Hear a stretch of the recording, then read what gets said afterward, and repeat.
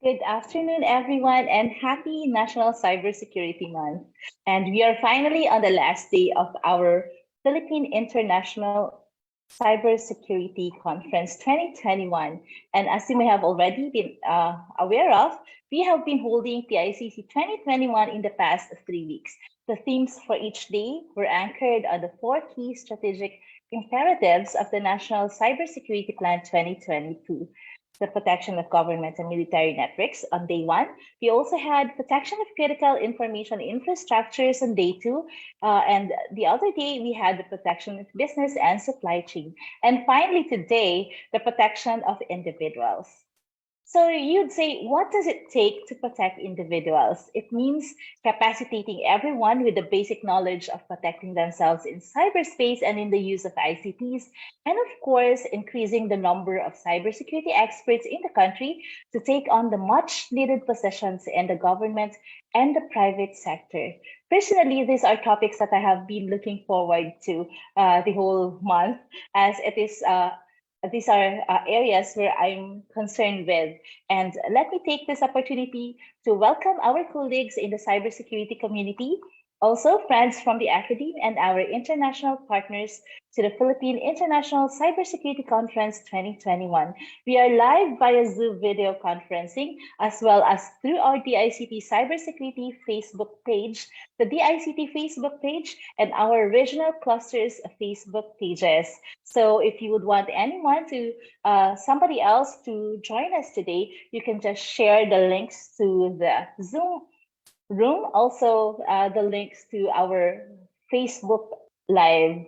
And also, if you have questions later, just type them. For those who are in the Zoom room, you can type them in our Q&A box. And for those who are watching via Facebook Live, you can also type in your questions in the comment boxes, and our colleagues and our team will also be checking them, and we'll make sure that our panelists and our speakers would be able to get your questions. So I know that you share the excitement with me, but before we proceed with the highlights of today, let us pause for a few minutes for the invocation and the singing of the Philippine National Anthem.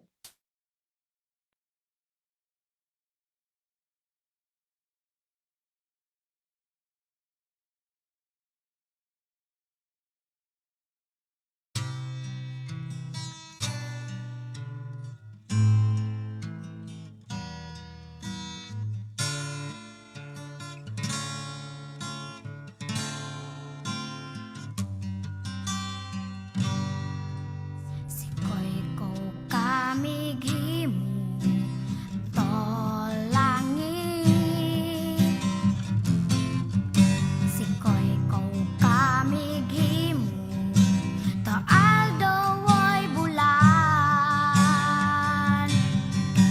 Ikaw ang nagbuhat sa kabituunan. Ikaw ang nagbuhat sa kalibutan. Manama, mawantog ka. Warag po ko ilingkoy ko. O Diyos, kahibulungan ka. Busa ikaw lang ang simbahon ko.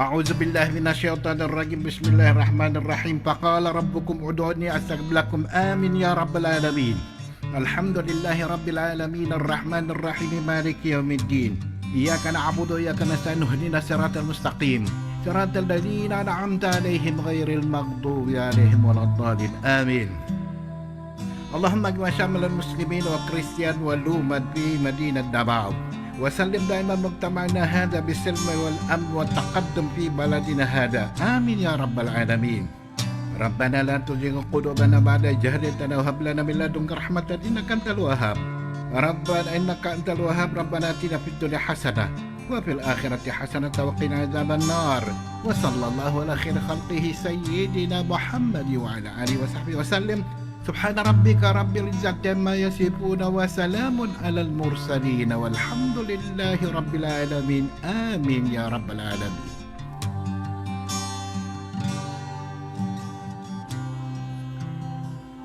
In the name of the Father, Son, and Holy Spirit. Amen. Our most gracious Heavenly Father, we come to you today to praise and worship you and give you thanks for all the things you continue to provide for ourselves and our families. Father, we humbly ask for forgiveness for all the times we have offended you, when we forget to acknowledge your presence in the image of our brothers and sisters, and for moments we fail to be good stewards of the blessings you have given us.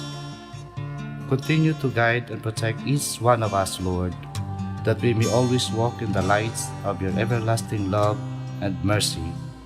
Grant us, Father, with your comfort in times of distress and with your strength in times of weakness. Bestow upon us your unending grace and healing, that we may in turn become instruments of gentleness and compassion to others. We ask all this in the name of your Son, our Lord Jesus Christ, with the prayer and the intercession of our Blessed Mother. Amen. Manama, mawantog ka. Warag po ko iling ko'y ko. O Diyos, kahibulungan ka. Busa ikaw lang ang simbahon ko. Busa ikaw lang ang alagaran ko.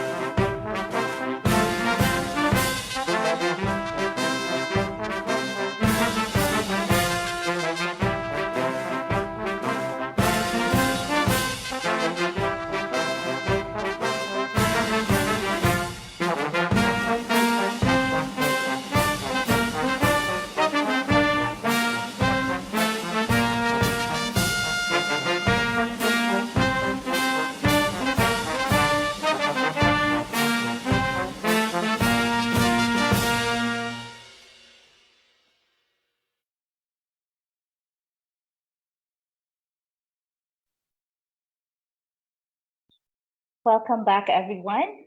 Our theme for this year, for the Philippine International Cybersecurity Conference this year is 2021 onwards, cybersecurity as the norm. This theme underscores the necessity of cybersecurity at present, when cyber threats are becoming more sophisticated and attacks on critical sectors are happening more frequently due to the unrestrained development in technology and made worse by the COVID-19 pandemic. So the conference aims to emphasize cybersecurity as no longer an option, but a norm for government, for military, for critical information infrastructure or CIIs, businesses, and even every individual. So we would want everyone to think that cybersecurity is a need, okay? And Okay, I don't want to keep everyone waiting for our sessions. Our panel discussion for today will highlight the need for cybersecurity education in the country as a way to produce more professionals that would supply the need of our government and the private sector. And our panel discussion's title is Cybersecurity and Education, Bridging the Industry Gap. So before I turn over the session to our moderator, let me have the privilege to introduce him first. Our moderator for today is Engineer Rogelio Tiglao.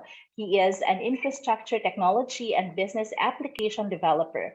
He is currently a highly technical consultant of the DICT Cybersecurity Bureau, and he helps guide the organization's information technology initiatives, both applications and infrastructure.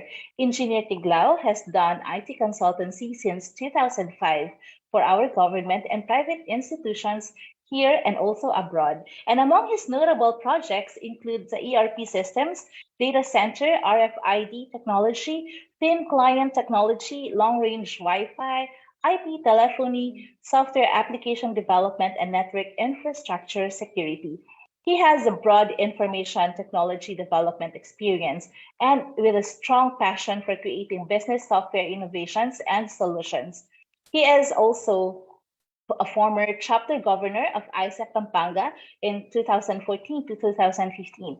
He has held several key leadership roles since 2003, and he earned his bachelor's degree in electronics and communications engineering from the Holy Angel University. Ladies and gentlemen, please help me in welcoming our moderator today, Engineer Rogelio Tiglao. Hi, hello everyone. I'm Roger Tiglao. I'm the moderator for our event right now, the cybersecurity and education, bridging the industry gap. Let me start off saying welcome to those who are attending by this webinar. It is a great to have you here. Thanks and welcome as well to our panelists. A particular thank you for our panelists today who are lending their expertise and experience on this very important topic.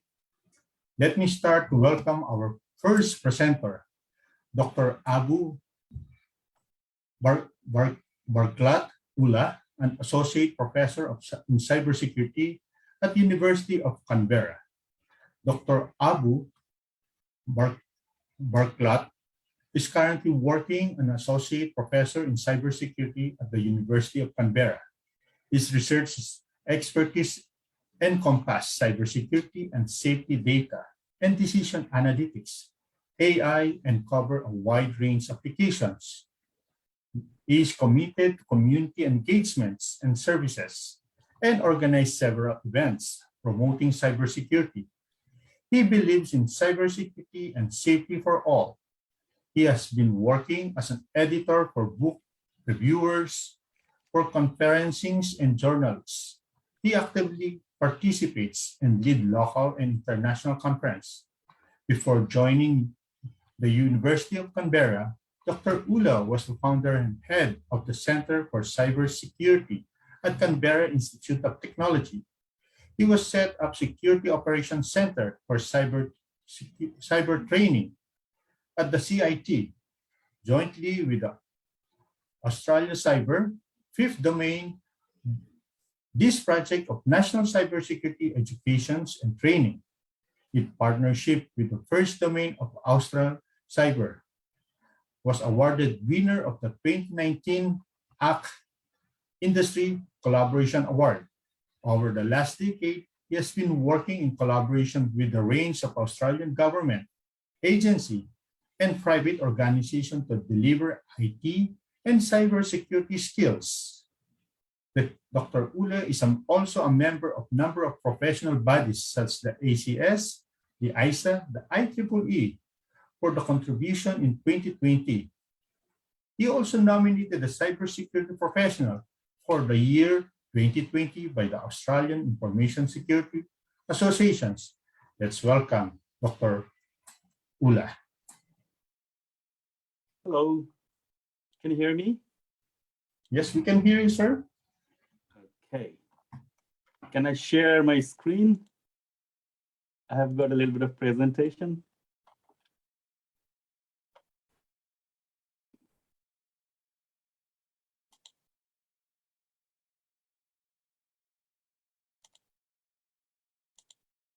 Can you see my screen, please? Yes, sir. We can see it, sir. Is it the PowerPoint slide? Yes, sir. Thank you. Thank you so much, Engineer Roger, for your nice introduction. And good afternoon, everyone. Today, I'm going to share my experience with you a bit in the cybersecurity. And when I was hearing the audience, they're talking about cybersecurity and cybersecurity for all, right? And I'm going to express my thanks to all of these presenters. Look, this is a beautiful topic, and I would be loving to share my experience with you. So good afternoon, everyone. I'm Abu Barkatullah from the University of Canberra.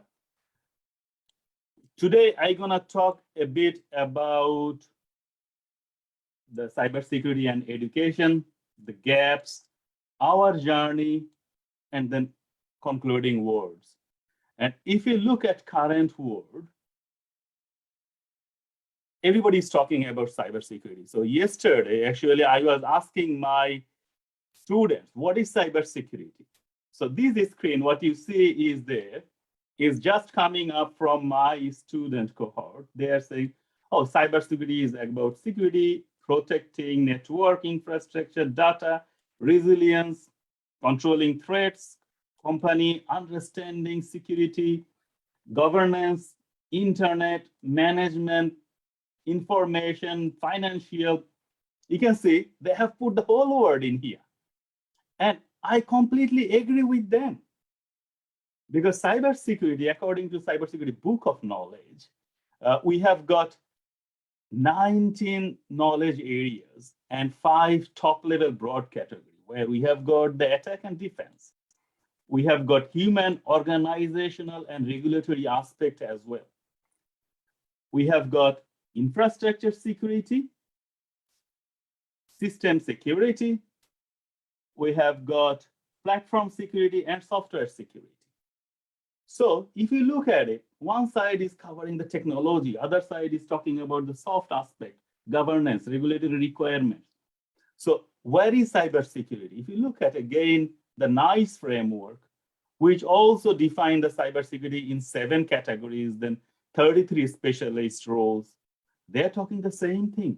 It's a big role. It's no longer an IT problem. It is a business issue. It is a business challenge. It is a national challenge and global challenge where we all have to play an important role.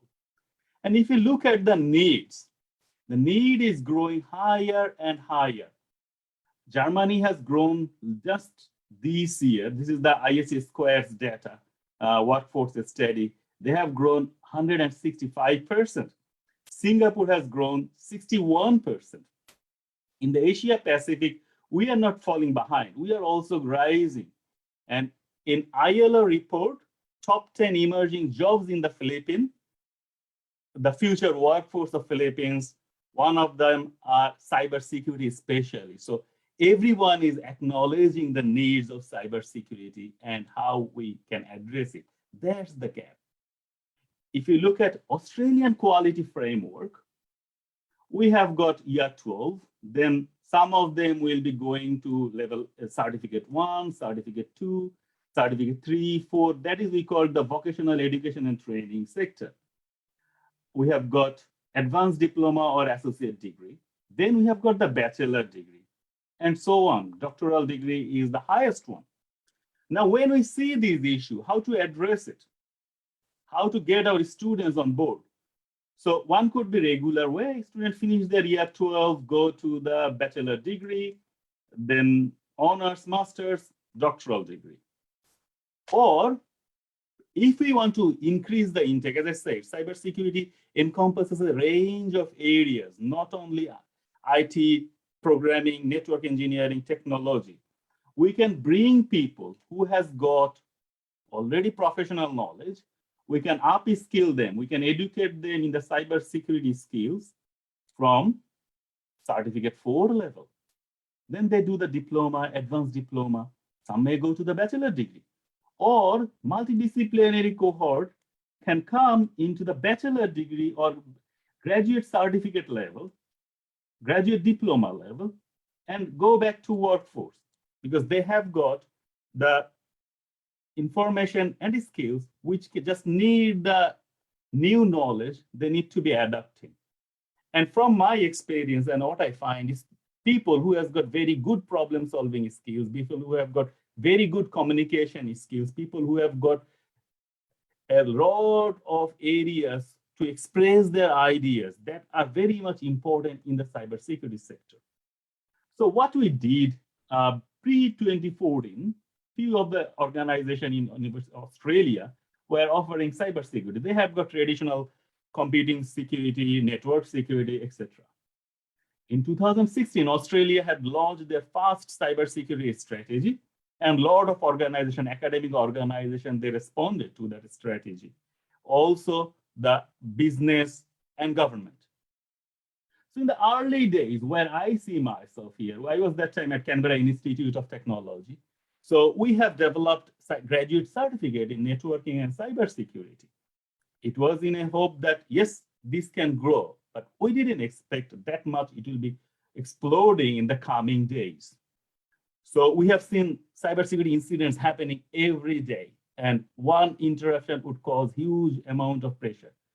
So then what we did is in Australia, we collaborate among all the TAFEs, and we offered the certificate 4 in cybersecurity together, same curriculum from different places. Universities are also trying to do so. And furthermore, that's why the TAFE Cyber formed, where we shared the content, because it was not be possible to solve by one institution and one organization. It needs the collaboration, and it was a national need.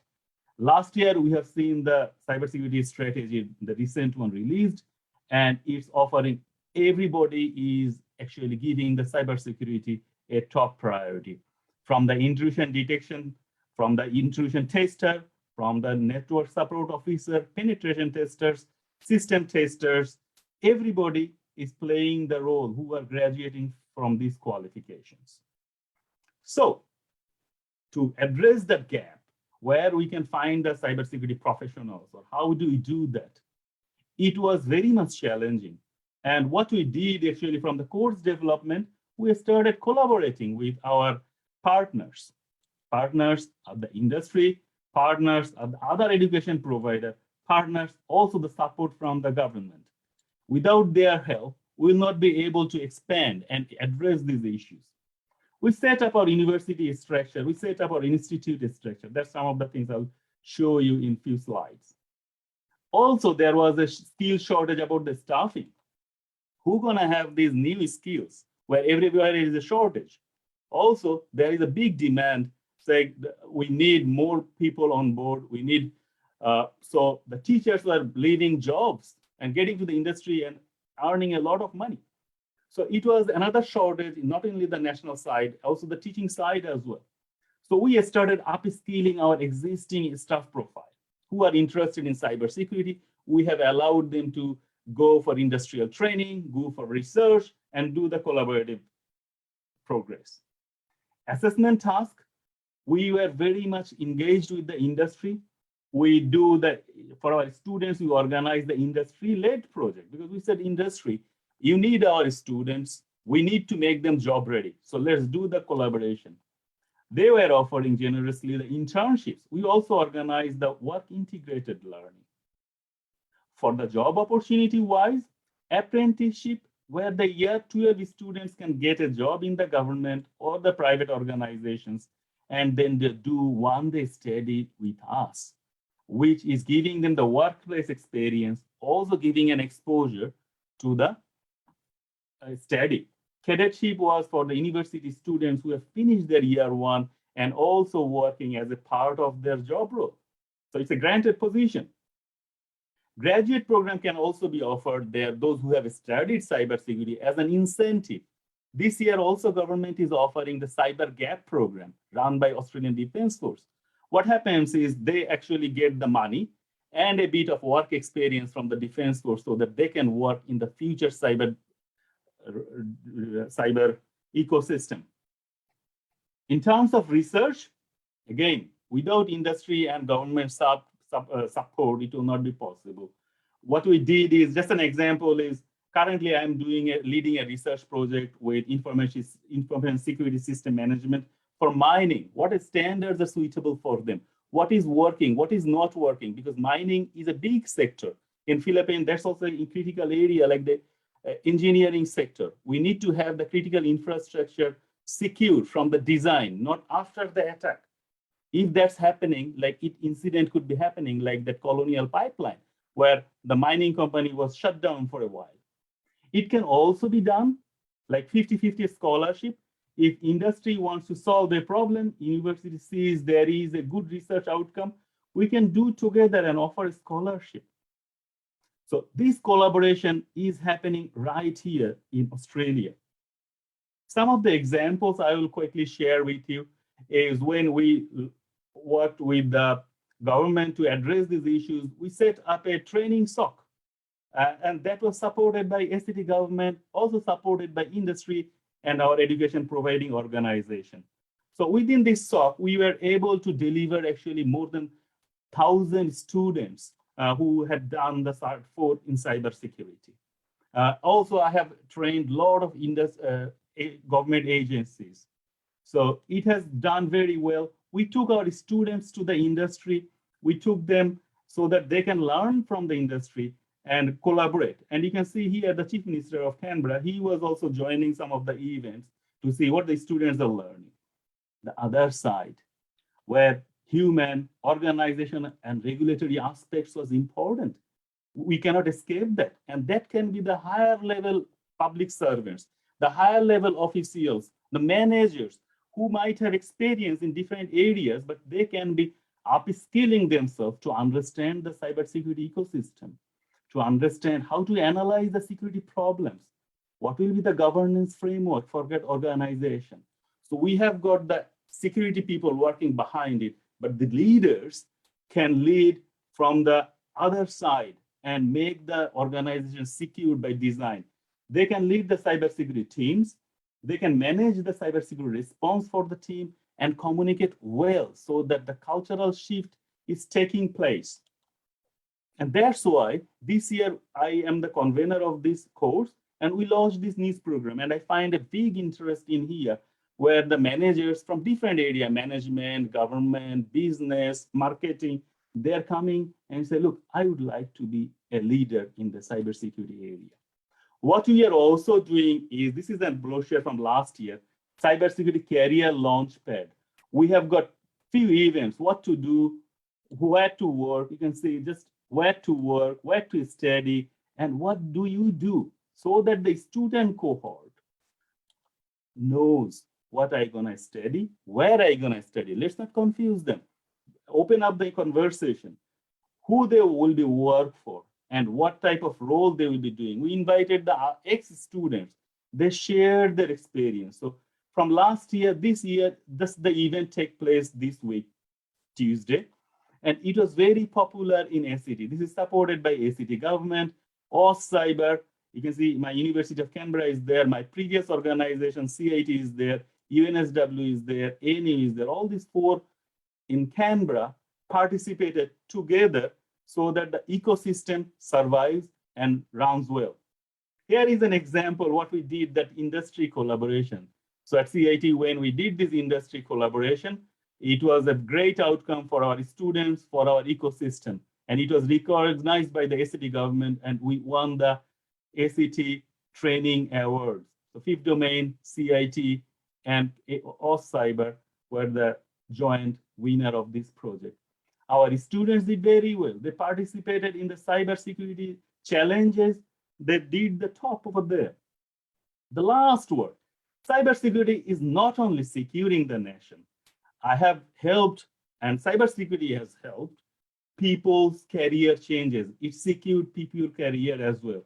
This person, he was driving a bus for a long time within the cybersecurity training and experience. Now he is a senior consultant at one of the big four. And this is not the one example. I have seen many, many more examples. So that's all from me. I would say, look, cybersecurity is for everyone. Anyone who is interested can do and work in the cybersecurity profession. I would like to acknowledge Department of IC Information and Communication Philippines for inviting me, Australian Embassy in Philippines for inviting me, DFAT Australia, Canberra Institute of Technology, University of Canberra, where I am, Cyber, and the government of ACT to help me to lead all these initiatives. Salamat. Thank you. Thank you. Thank you very much, Dr. Ula. It's a very wonderful topic and we're contributing in terms of cybersecurity. Yeah, our second presenter is Madam Nina Ana Marie Jocelyn Sales, an assistant professor of De La Salle University. She is a chief operating officer and academic technical expert, and also a cybersecurity Philippine computer emergency response team. Let's welcome Ma'am Ana Marie Sales. Hi, good afternoon po. Can you hear me? Hello? Can you hear me? Hello? Yes po, I can hear you, ma'am. Good afternoon. Sorry, I'm on the road, actually. I'd like to greet everybody a good afternoon. And is it possible to share screen, sir?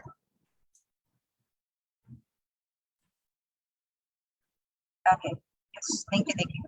So anyway, I know it's a very short introduction, but I have a long name. Sometimes people don't even want an introduction anymore because of a long name. So yes, I have 4 names, but please do not call me either of those names. Just call me Joyko. Okay. I'm from De La Salle University, the Software and Technology Department from the College of Computer Studies, and I am teaching also in the tech area of De La Salle University. So we have that. And I've been involved in cybersecurity in and out of the industry since 2008, since I came back from state of Kuwait.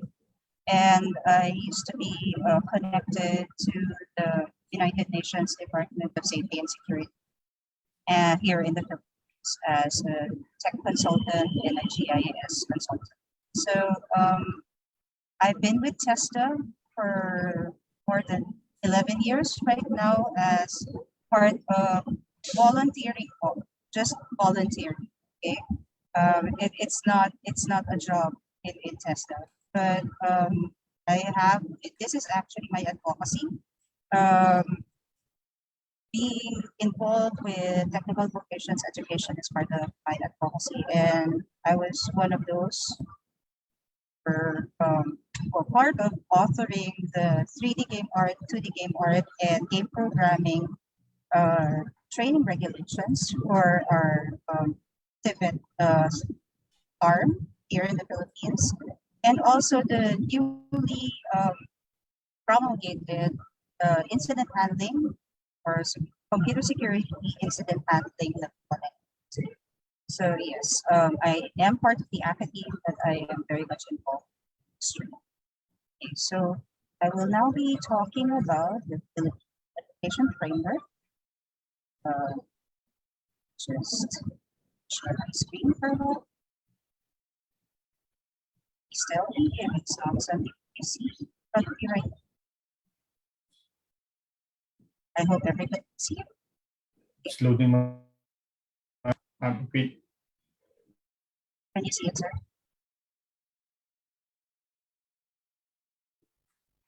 We cannot see it right now. Yeah, not yet, ma'am. Not yet, sir. Sorry.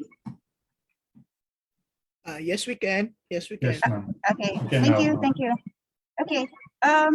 There's actually nothing new about what I'm going to talk about. It's more or less just going to remind people of the existence of the Philippine qualification. And this is, as you can see, the framework that is also being adhered to by the Department of Education, TESTA, Commission on Higher Education, which is SHED, the PRC, and also the Department of Labor. Okay. So what is, sorry, just move my box so that it's not covering it. Okay, so what is PQF?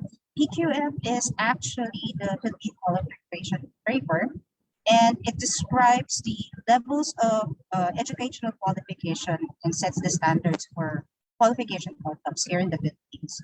Okay, and it is a quality assured national system for the development, the recognition, and award of qualifications based on standards of knowledge, skills, and values acquired in different ways and methods by learners and workers uh, of the country, which is the Philippines. And so, in general, what is a qualification?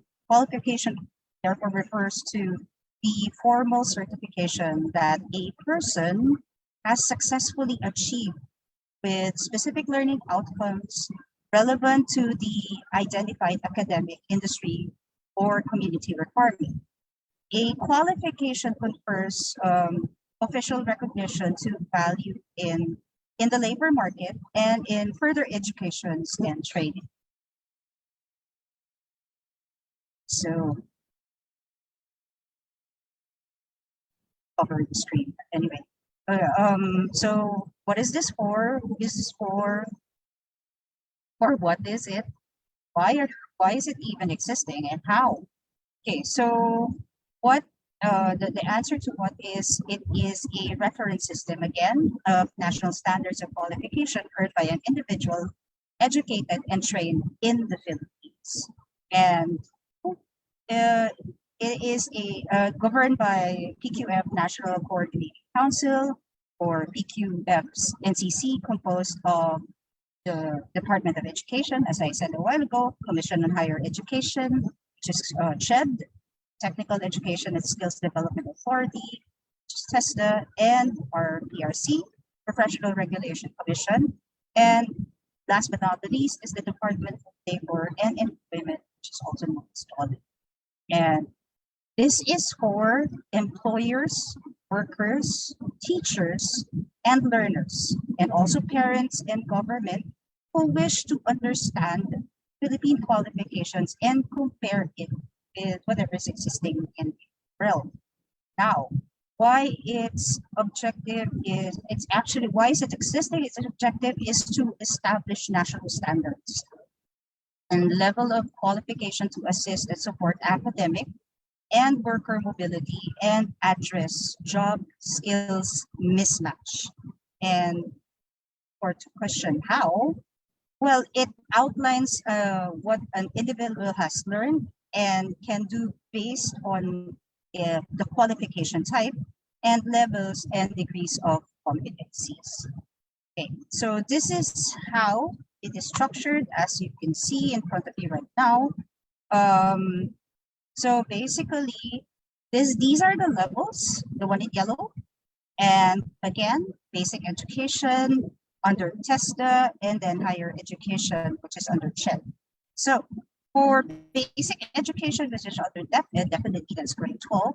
So this is the area that you see, and then for levels 1, 2, 3, 4, and diploma, it's under TESDA, and then for higher education, that's where the bachelor's degree is, master's degree, and doctoral and postdoctoral degree is located. So now, to understand this framework better, this map that you see in front of you right now, let's break it down into the domains. Okay, so what are domains and descriptors? The PQF has 8 levels of qualification, and they're differentiated by descriptors of expected learning outcomes along with 3 domains, which is basically knowledge, skills, and values, application, and degree of independence. So the PQF 8-level framework, it senior high school as the foundation or the starting level of the 8 levels. It has a sub-framework in separate subsystems of the education and training system. So for example, under TESDA, subsystems cover national certifications or national certificate, which is what we call NC. So there's level 1 through level 4 corresponding with the 4 levels, while the Commission on Higher Education, or CHED, subsystem covers bachelor's degree or baccalaureate, postgraduate diploma, master's, and doctorate or PhD. And again, that corresponds to level 6 until level 8, which is the last one. And there are two subsystems that interface in the provisions of diploma programs at level 5. So let's start first with all these levels. So the starting point is grade 12. As you can see here, it says grade 12 as a level. And knowledge, skills, and values is that the key words that you're supposed to be just looking at here are functional knowledge is something that they acquire at this level. So that's the reason why they can actually, with regards to technical skills and chosen career and tracks and advancement of competencies, they can properly communicate it already. Okay, and they have a degree of understanding between right and wrong. And again, about history and deep respect towards self and others and one's culture, which is our culture, and the environment. So in terms of application, so they have functional knowledge. They can apply functional knowledge, and their technical skills are actually also intact. So, but when it regards to the degree of independence, it's very much minimal in terms of they need to function with supervision. So most often than not, these are people that if you graduate from grade 12, you're under rank and file, but you're going to be under an apprenticeship program. So now, in terms of level 1, there are also certain how should I say this, programs under the PQF that are also applied towards how should I say this, grade 12 or even as early as grade 11. So the national certificate level 1 can also be applied to the senior high school here in the Philippines. And basically with regards to knowledge, skills, and values, or KSV, the knowledge and skills that are manual or concrete or practical and operational are basically what is in the focus in this level. And the application of somebody who would finish this level is of limited range. That's the reason why when they are actually going to be employed in the labor sector, they are supposed to have a close tie with their supervisor. So they need a lot of support.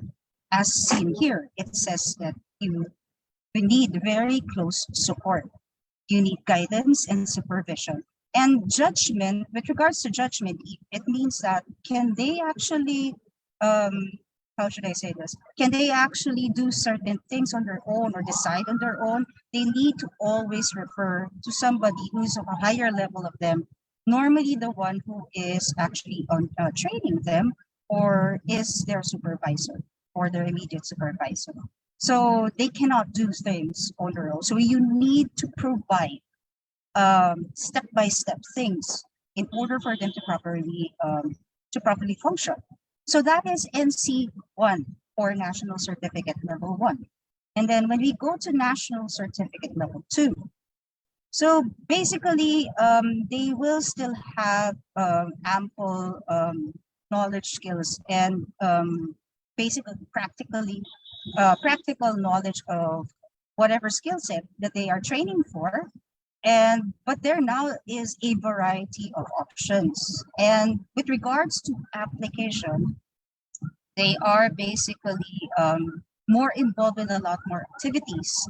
And they can actually function in something that is routinary.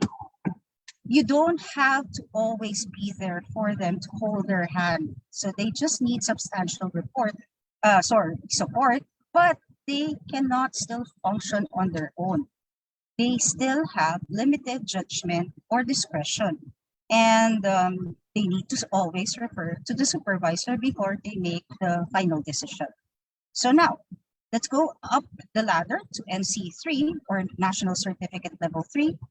With regards to National Certificate Level 3, there is already a balance between theoretical and technical and practical knowledge. So this is the reason why the individual actually has a degree of autonomy. In other words, they can function in some shape or form on their own, even if they are reporting to a supervisor or to a team lead for that matter. And in terms of application, they are familiar with a lot of things. They may be involved in not anymore something that is routinary. There might be certain things that would come out of the box. And these things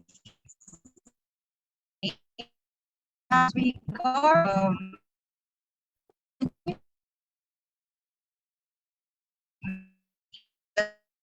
one and level two is, but not to something that is in a daily basis. Okay, for a while my internet's a little unstable. Okay, I think it's okay now. And then for national certificate level 4, I hope that you can still hear me. For national certificate level 4, the theoretical and the depth of knowledge of this trainee is far more bigger.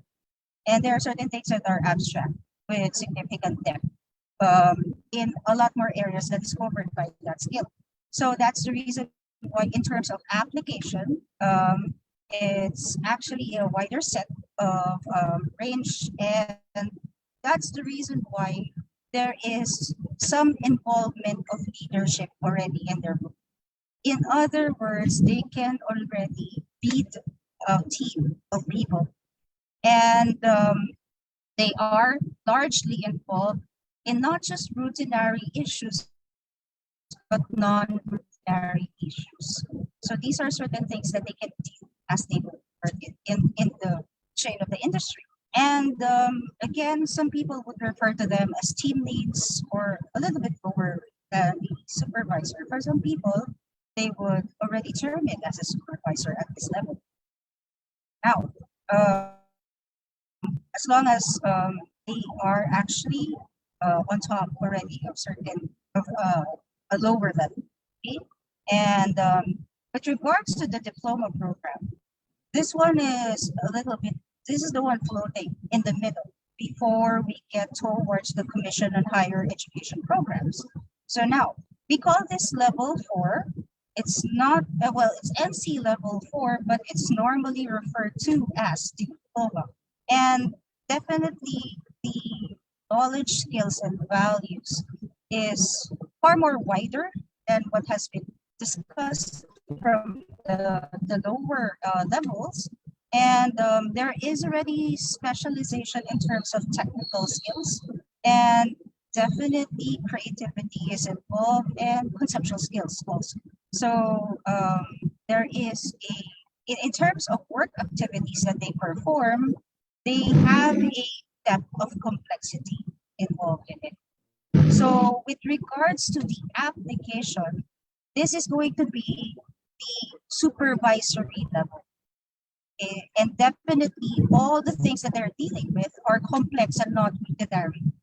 So there are a lot of out-of-the-box situations that they will be dealing with.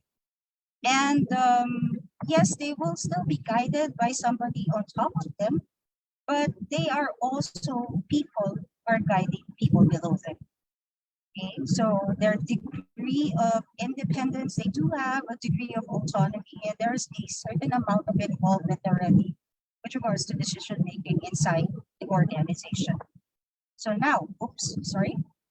So these three are now the trend programs. So these are under the Commission on Higher Education, which is the baccalaureate degree or the bachelor's degree or the programs that we get in college, and post-baccalaureate degree, which is basically our master's degree level, and then the doctorate or the PhD. And for these levels, if we're going to be referring towards the Philippine qualification framework, you're going to be referring to them as level 6, level 7, and level 8. Okay, and definitely for a bachelor's degree, there is a broad, coherent knowledge and skill acquired for that specific field or that specific skill set. And it is really for professional, geared towards for professional work. So this is where the specialization field discipline comes in. And definitely there is a substantial degree of independence. And there are teams that this person is going to be heading or going to be supervising. With regards to the master's degree, there is a advanced how should I say this, level of knowledge and skills that is acquired. And definitely specialization is already there. And not only specialization to the skill set that they are actually learning, but actually there is already an involvement with multidisciplinary fields of study. So in other words, they can cross-pollinate with other disciplines or other skill sets, and they can actually merge certain things together and innovate.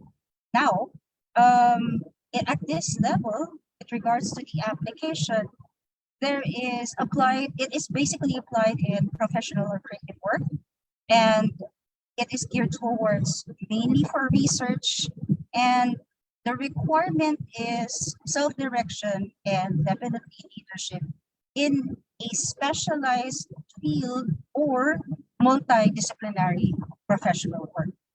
And with regards to the degree of independence, it's a very, very high substantial degree of independence. This person can really work or have even a higher level or even part of the top management. And with regards to the PhD, postgraduate degree, the doctorate degree, definitely the knowledge and skills and values that are acquired at this level demonstrates high advanced systematic knowledge and skills.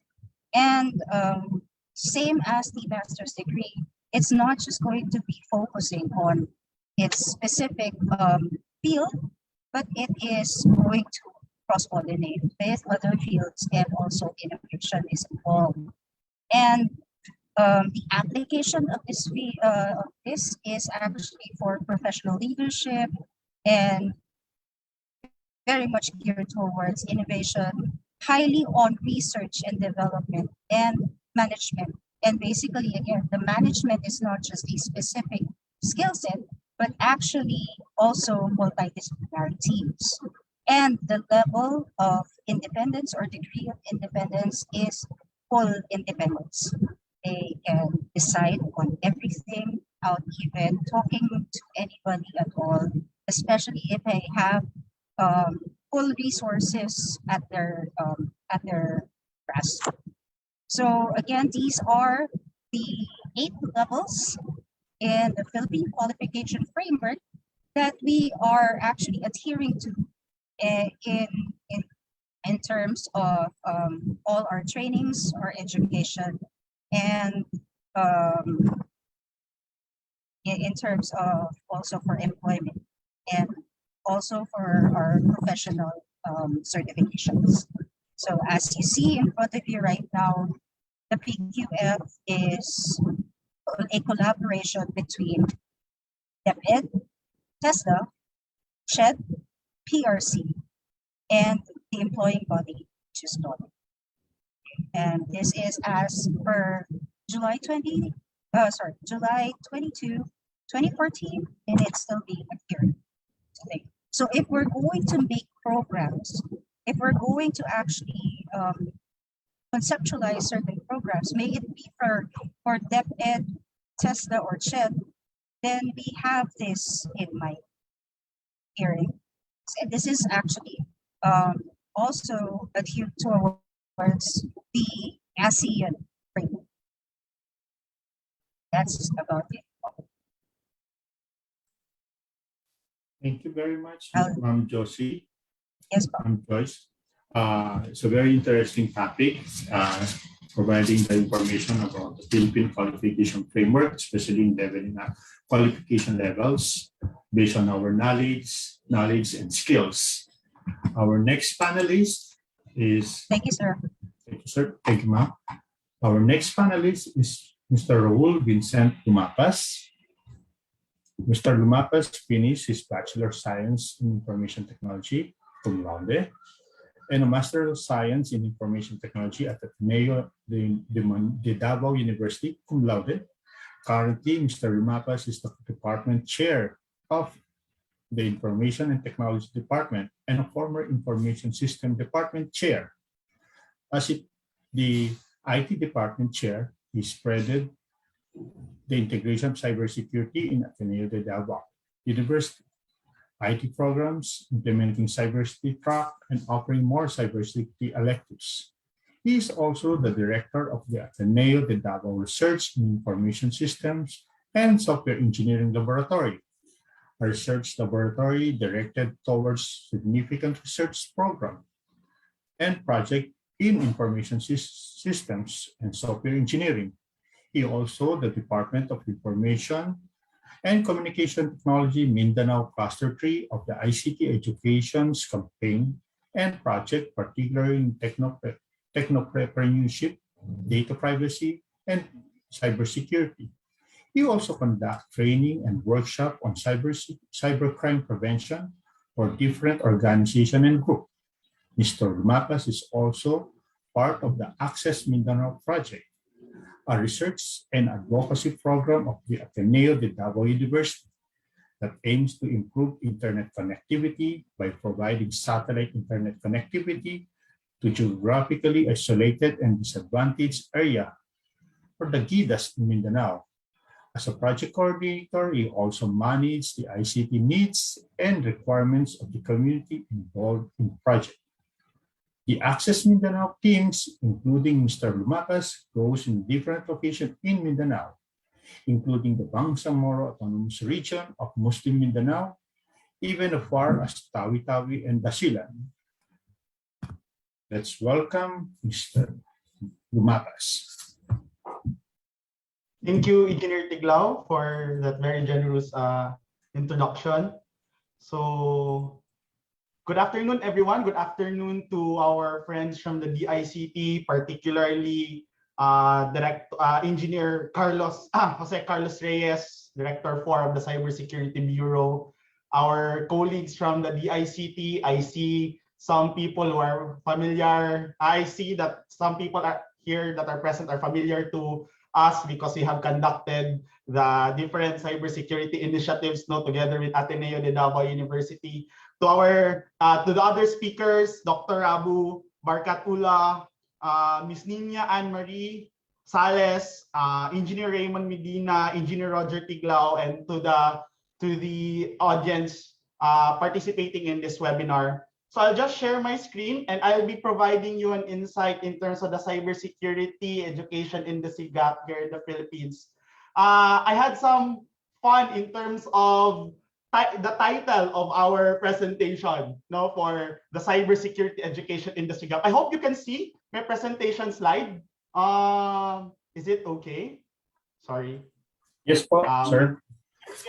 Thank you very much. So again, I'm Raul Vincent Lumapas. I'm the director of the Ateneo de Davao Research and Information Systems and Engineering Laboratory of Ateneo. So there was also an introduction in terms of Access Mindanao, our satellite internet project, and I'll be discussing some experience that we have encountered as well in implementing those satellite internet in relation to cybersecurity. So the title of my presentation is the cybersecurity chicken and egg, the cybersecurity chicken and egg problem, solving the Philippine cyber education in the SIGAP. And you will see later on why this is the title of the presentation. So, okay, there you go. So let's talk first about the current status of cybersecurity education here in the Philippines. And this might have been explained by our colleagues from the DICT already in the past 3 webinars that we have for the Cybersecurity Month or for the PICC. But let me expound further what has been happening in the cybersecurity landscape for the past 5 years. So, under the CHED Memorandum Order number 25 series of 2015, we have actually 2 courses that are in line to the cybersecurity programs that we have. So we have Information Assurance and Security 1 and Information Assurance and Security 2. And you would see that these programs or these subjects or courses are under the BS Information Technology program. So you might be asking, what about the Bachelor of Science in Computer Science or the Bachelor of Science in Information Systems? You would see under the CHED Memorandum Order or the Commission on Higher Education Memorandum Order number 25 that the BSIS and the BSCS only gets cybersecurity competencies explicitly described in the sample curriculum and the curriculum description under this particular CMO under the networks and communications subject or course. But under the BSIT program, you would see 2 courses in line to cybersecurity. And these are the competencies, as you would see in the screen, on the AIS1 and AIS2. And I hope that our colleagues in here that are from the academe or in the education, particularly in the higher education unit, has integrated the following courses under your BSIT program, because this has been recommended by the Commission on Higher Education as part of the BSIT competencies of our future IT professionals. So the good thing about it, about what CHED is doing right now, as you would see, this is a 2015 document, no? And despite there, no, AIS or Information Assurance and Security 1 being there in that CMO, there is still a gap in terms of cybersecurity education. These are only 2 subjects covering cybersecurity, and even for other subjects or courses under the CHED Memorandum Order 25, there is barely a mention of cybersecurity as a particular competency. But this is understandable because our cybersecurity initiatives in the DICT, along with the Commission on Higher Education, has started around 2017-2018, during the time of then Secretary Rio. So, but now, under the priority courses for the CHED Scholarship Program for 2021-2022, you would see that among these priority courses, you have the BS Cybersecurity already. And that's a very good direction that our cybersecurity education landscape is going towards. But then again, we only have few schools that are implementing a solid cybersecurity program, particularly a BS cybersecurity program. And among these schools is our local school here in the Philippines, which is AMA University. So in 2018 and 2019, they have forged a partnership in promoting cybersecurity education. If I remember correctly, the AMA University launched its BS cybersecurity program in the PICC, or in the Philippine International Conference on Cybersecurity in 2018 here in Davao City. So there was already a conversation that is happening on cybersecurity education way back 2018. But imagine, it's only 3 years since that happened. Moving forward, we also have the Asia Pacific College in coordination or in partnership with Palo Alto, implementing the first cybersecurity academy here in the Philippines. And then we also have Mapua through its School of Information Technology, trying to pioneer or produce rather new generation of cybersecurity expert under their program. And then also lastly, we have a speaker from De La Salle, no, under the De La Salle College of St. Benil, we have the Executive Diploma Program in Cybersecurity. In Ateneo de Davao University, let me share our experience in terms of cybersecurity initiatives. We have initiated in partnership with the DICT and hosted the 3rd DICT Cybersecurity Caravan in Ateneo de Davao University. And this is where I met Ma'am Thelma, for example, former ASEC Cabanlong, and the different staff under the Cybersecurity Bureau. And that was a very good experience as it opened up cybersecurity to the different students here in Davao City, and it was attended by 1,500 students, both from the senior high school and college level. We also had a meeting with former ASEC Alan Cabanlong on the DICT's of the DICT on the integration of cybersecurity in the BSIT program here in Ateneo de Davao University. So we had a very good conversation and very fruitful conversation as to how we would strategize our cybersecurity program in line with the DICT and the National Cybersecurity Plan. And I will show you later what are the fruits of those conversations.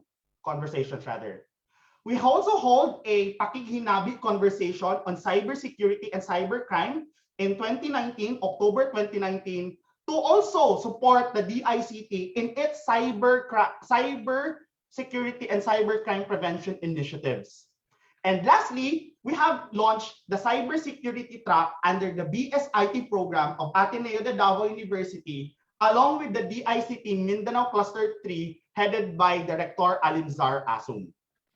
So here is the structure of our cybersecurity track. And let me share this to everyone because I know that there are a lot of people from the academe, particular professors and even department chairs of the different universities, particularly in the IT department.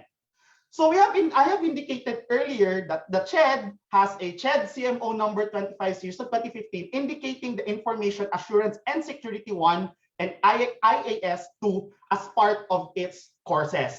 And in Ateneo Way, goes beyond that, goes beyond the CMO number 25 and added its own ADU elective courses, adding 7 cybersecurity electives on top of the 2 cybersecurity AIS courses.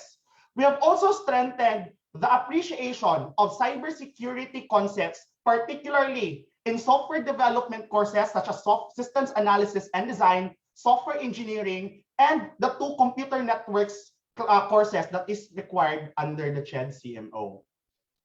So let me show you the electives under this particular cybersecurity track.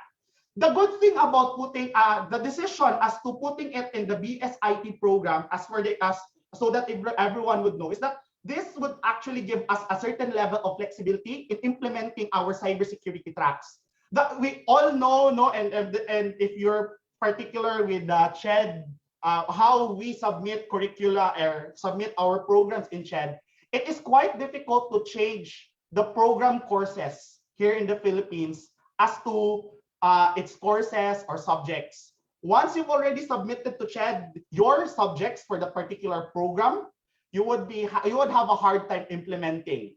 So what implementing again or changing the subjects. So what we implemented is that we've integrated it into 7 cybersecurity electives so that we will be able to change the necessary cyber elective courses based on the necessity of the time or based on the current necessity of the industry, particularly the cybersecurity industry. So these are the following subjects that we have consulted as well, with former Alan Cabanlong and our industry partners here in Ateneo. And we came up with these particular subjects. So introduction to cybersecurity, the cyberspace structure, security architecture and security management, risk vectors, mobility risk, BYOD and emerging threats, systems and data security, and introduction to cyber forensics. And this was based on a particular document that we have, that the DICT has given us before. I just forget the particular title of the document. So that is how we implemented it in Ateneo de Davao University. So I hope it gave some at least information to the others as well. So let's move on to what I've indicated as the meat of this presentation. What is the cybersecurity chicken and egg problem in the Philippines? And you will see a lot of chicks, eggs, and chickens for the next few slides. So I hope that you're not allergic to chicken and egg, no? So the cybersecurity education in the Philippines is still developing. It is still in its process of maturity. And we are not yet at that level that we can say that our cybersecurity education is really strong. And we are in a particular point, that we are at the present time, we are still going, we have the graduating students from the 2018 program. So if you would count, if it's a 4-year program, if the BS Cybersecurity program that were implemented in the different universities and schools, it is around the 2021 and 2022 school year that we will have our first cybersecurity professionals, no, BS cybersecurity professionals, or we will have students that have stronger cybersecurity background. But again, this is not enough because the challenge for us is to really uplift the standards of our students in terms of cybersecurity. And furthermore, the challenges should be rapid. There is a need for rapid growth because there is a rapid increase in the threats that we face in the Philippines. Particularly, we're facing an election right now, presidential elections, and we will be facing a lot of threats, maybe similar to the 2016 elections. So we really need to have stronger cybersecurity professionals coming from the universities and colleges here in the Philippines. And this is what I indicated as the chicken and egg problem in cybersecurity education. There is a high demand for cybersecurity professionals, but there is still a low supply of graduates with good cybersecurity background. Our students in the Philippines might have some cybersecurity background, but the question is it enough to really sufficiently fight cybersecurity threats coming not just from inside, but outside the country? Additionally, there is a low number of professors and teachers with industry experience on cybersecurity. And we cannot deny this because the cybersecurity field is a fast growing and a fast emerging, the cybersecurity field is a fast growing and continuously emerging field in the ICT field. And there is this certain level of threat of an ever-changing composition of threats, malwares that we need to address immediately and efficiently. So the chicken and egg problem is translated into this. There is a need for graduates with good cybersecurity background in the industry, not just the cybersecurity industry, but on the other hand, our universities and colleges needs industry certified faculty members. So you would see in this news article released in 2020 and 2021 that the Philippine firms lack skilled personnel to deal with cybersecurity threats from business world, and the Philippines is urged to hone and upskill cybersecurity experts. So there is this threat of attacks, but we are not that capable. We are not that well equipped yet, no, as to human resources when it comes to addressing those threats. But if you're asking for a solution, it has been laid out under the National Cybersecurity Plan. Actually, the National Cybersecurity Plan, which was created by the DICT in 2017 under the leadership of then Assistant Secretary Alan Cabanlong, has stipulated the actions that we need to do in the higher education unit and as well as the technical vocation level. They have also further expounded the solution to our senior high school level students as well. So this is what the National Cybersecurity Plan has indicated in terms of strengthening our cybersecurity educational landscape. First, stimulating the development of approaches and techniques that can rapidly increase the supply of qualified security professionals. We are promoting advanced programs and specialized courses that reduce the time and cost for obtaining knowledge, skills, and abilities for in-demand work roles.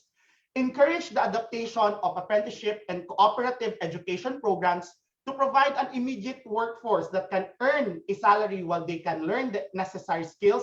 And lastly, promoting efforts to identify gaps in cybersecurity skills and raise awareness of training that addresses identified workforce needs.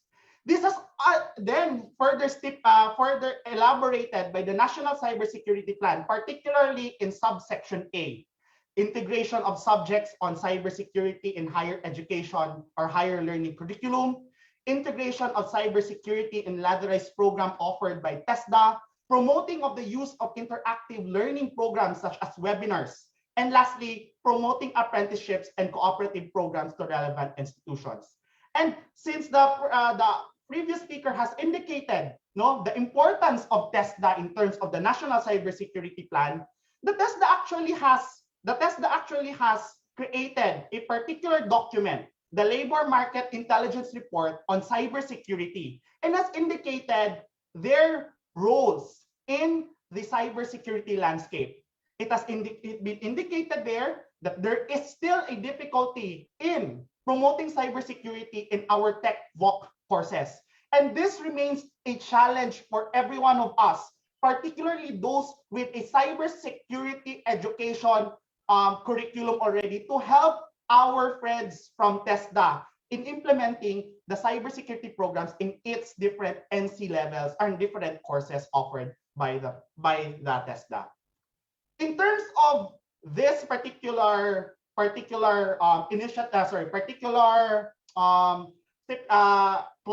in the National Cybersecurity Plan, I would like to add one more suggestion to strengthening our cybersecurity professional and education. And this is to strengthen industry involvement in shaping cybersecurity education in higher education. Not just involving them after or during, but we should empower our industry partners and the cybersecurity industry in actually shaping our cybersecurity education landscape. And how do we do that? I suggest the following: industry consultations in making or revising ICT or cybersecurity curriculum that is currently available. We also want to have a stronger faculty industry immersion programs to equip our faculty, our permanent or full-time faculties in the different universities. And this is the last thing that I am really advocating for: inviting industry professionals as faculty members or industry lecturers in the different universities and colleges. Yes, our faculty and the professors are well equipped in a lot of things here in the Philippines, but there is still a need for us to really look for industry experts to help us out in executing this particular objective. So for solving the gap, it's actually, I would visualize it as we have our ICT students, we have our ICT cybersecurity interns becoming graduates, becoming professionals, and then those professionals will come back to the universities and colleges to teach cybersecurity and inspire new students going towards cybersecurity. So this is the end of my presentation, just a fun.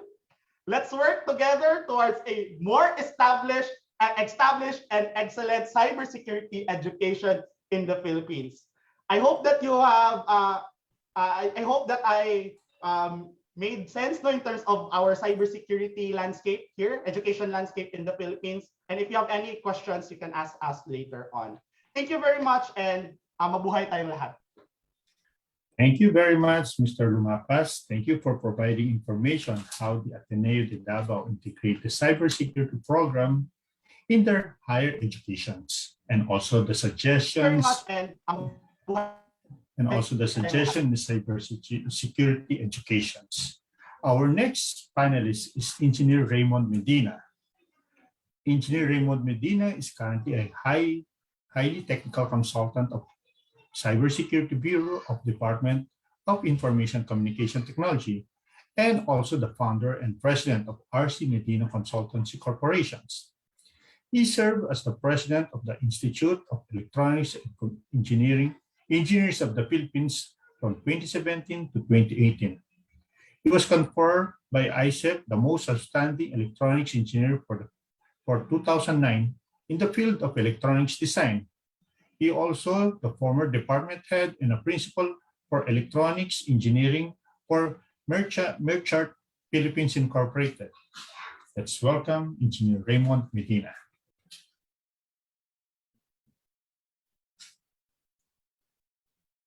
Hi, good afternoon. Thank you very much for the brief welcome, Engineer Tiglao. So I would like to thank the host for this wonderful activity and congratulate initially the co-panelists who discussed, no, their point of views in this discussion in this topic. No? So, and kudos to see how technology has evolved. Kudos to Ma'am Josie Sales, no, for being so dynamic that she is presenting outside while traveling. No? That's how dynamic the technology, no, has changed. No?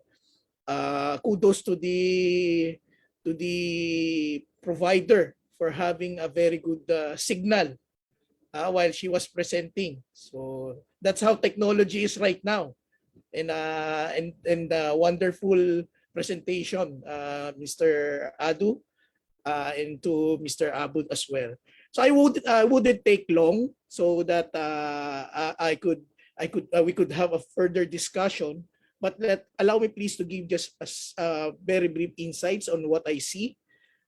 Mostly it was already discussed by my colleagues, but allow me to share my screen to share my insights. Can you see? Can you see my presentation right now? Can you see my screen? Yes, Engineer Medina. Thank You you. can see it.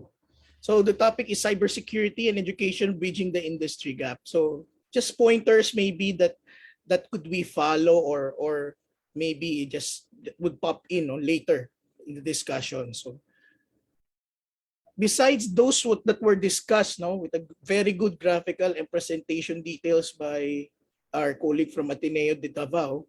So what another question that we have is the wide scope of cybersecurity requires a lot of professionals and practitioners here, as mentioned earlier. No? Why? Because it is just more than just clicking a box or a tab. Kudos to the one who introduced me to this very wonderful term, no? The KPMG seminar theme. Actually, cybersecurity is not just focused on one thing. The common knowledge, the common understanding of everybody about cybersecurity is about the internet. It's about being secured. Some may even discuss that it is about your protection in the computer using antiviruses. Okay, but little did we know, and even me, as I have delved into cybersecurity per se, it is just more than clicking a box, but rather a holistic process. So, as far as professionals is concerned, if you would attend the international certifications, like ISACA, they will introduce you to a lot of positions that is needed in terms of employing cybersecurity professionals, starting from data analysts, network and communications engineering, computer sciences, instrumentation control engineers, and even legal technology, governance and standards, and most of all, ethical workers. So it actually provides a vast opportunity to all of us. Further, schools should start creating and reviewing their current curriculums to consider having, as mentioned, having cybersecurity professionals. So DICT, as mentioned earlier as well, that has been advocating even the masteral degree courses for cybersecurity.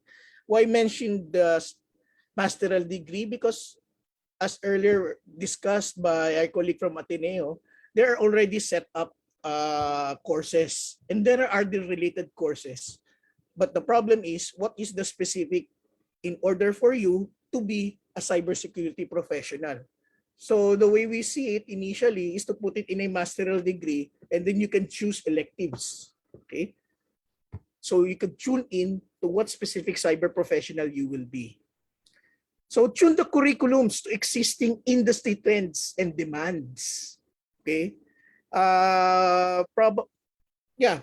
because of the chicken and egg scenario, we might have to review everything right now. That's why I believe it was mentioned that we really need industry professionals as well in the industry.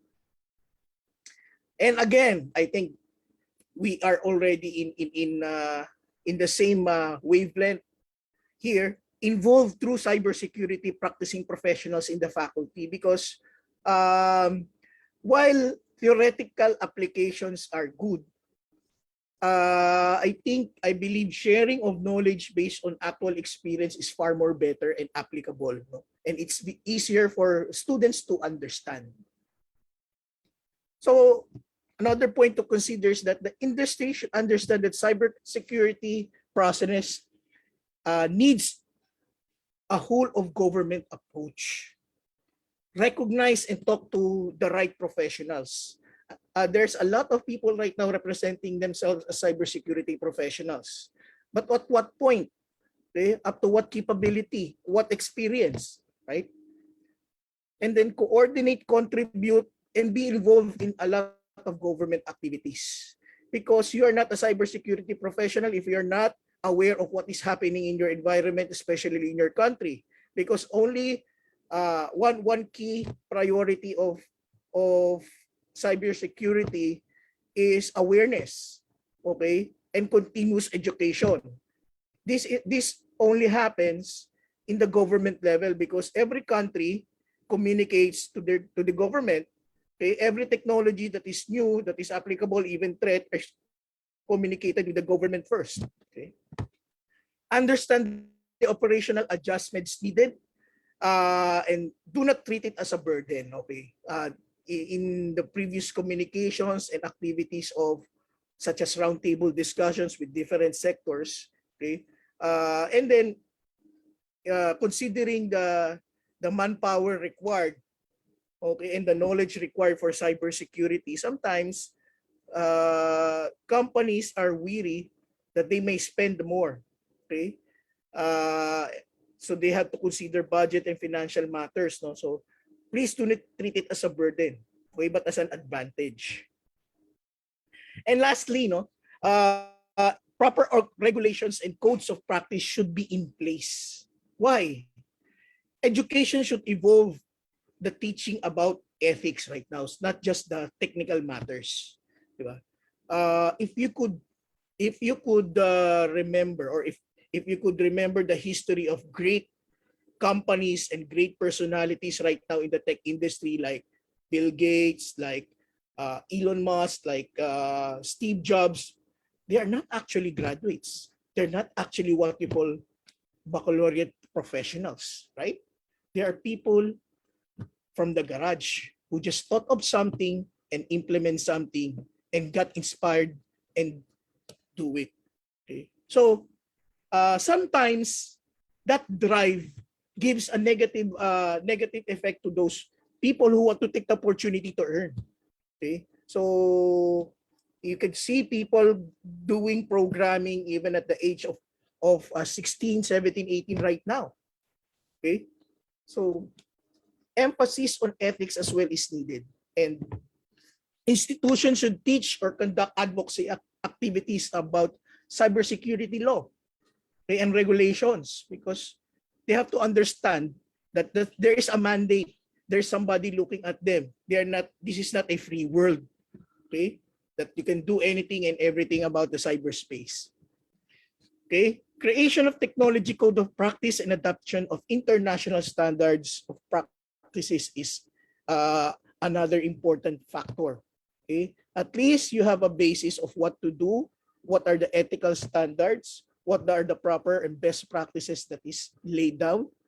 Okay, this will have a very helpful atmosphere environment of cybersecurity professionals. So, sorry.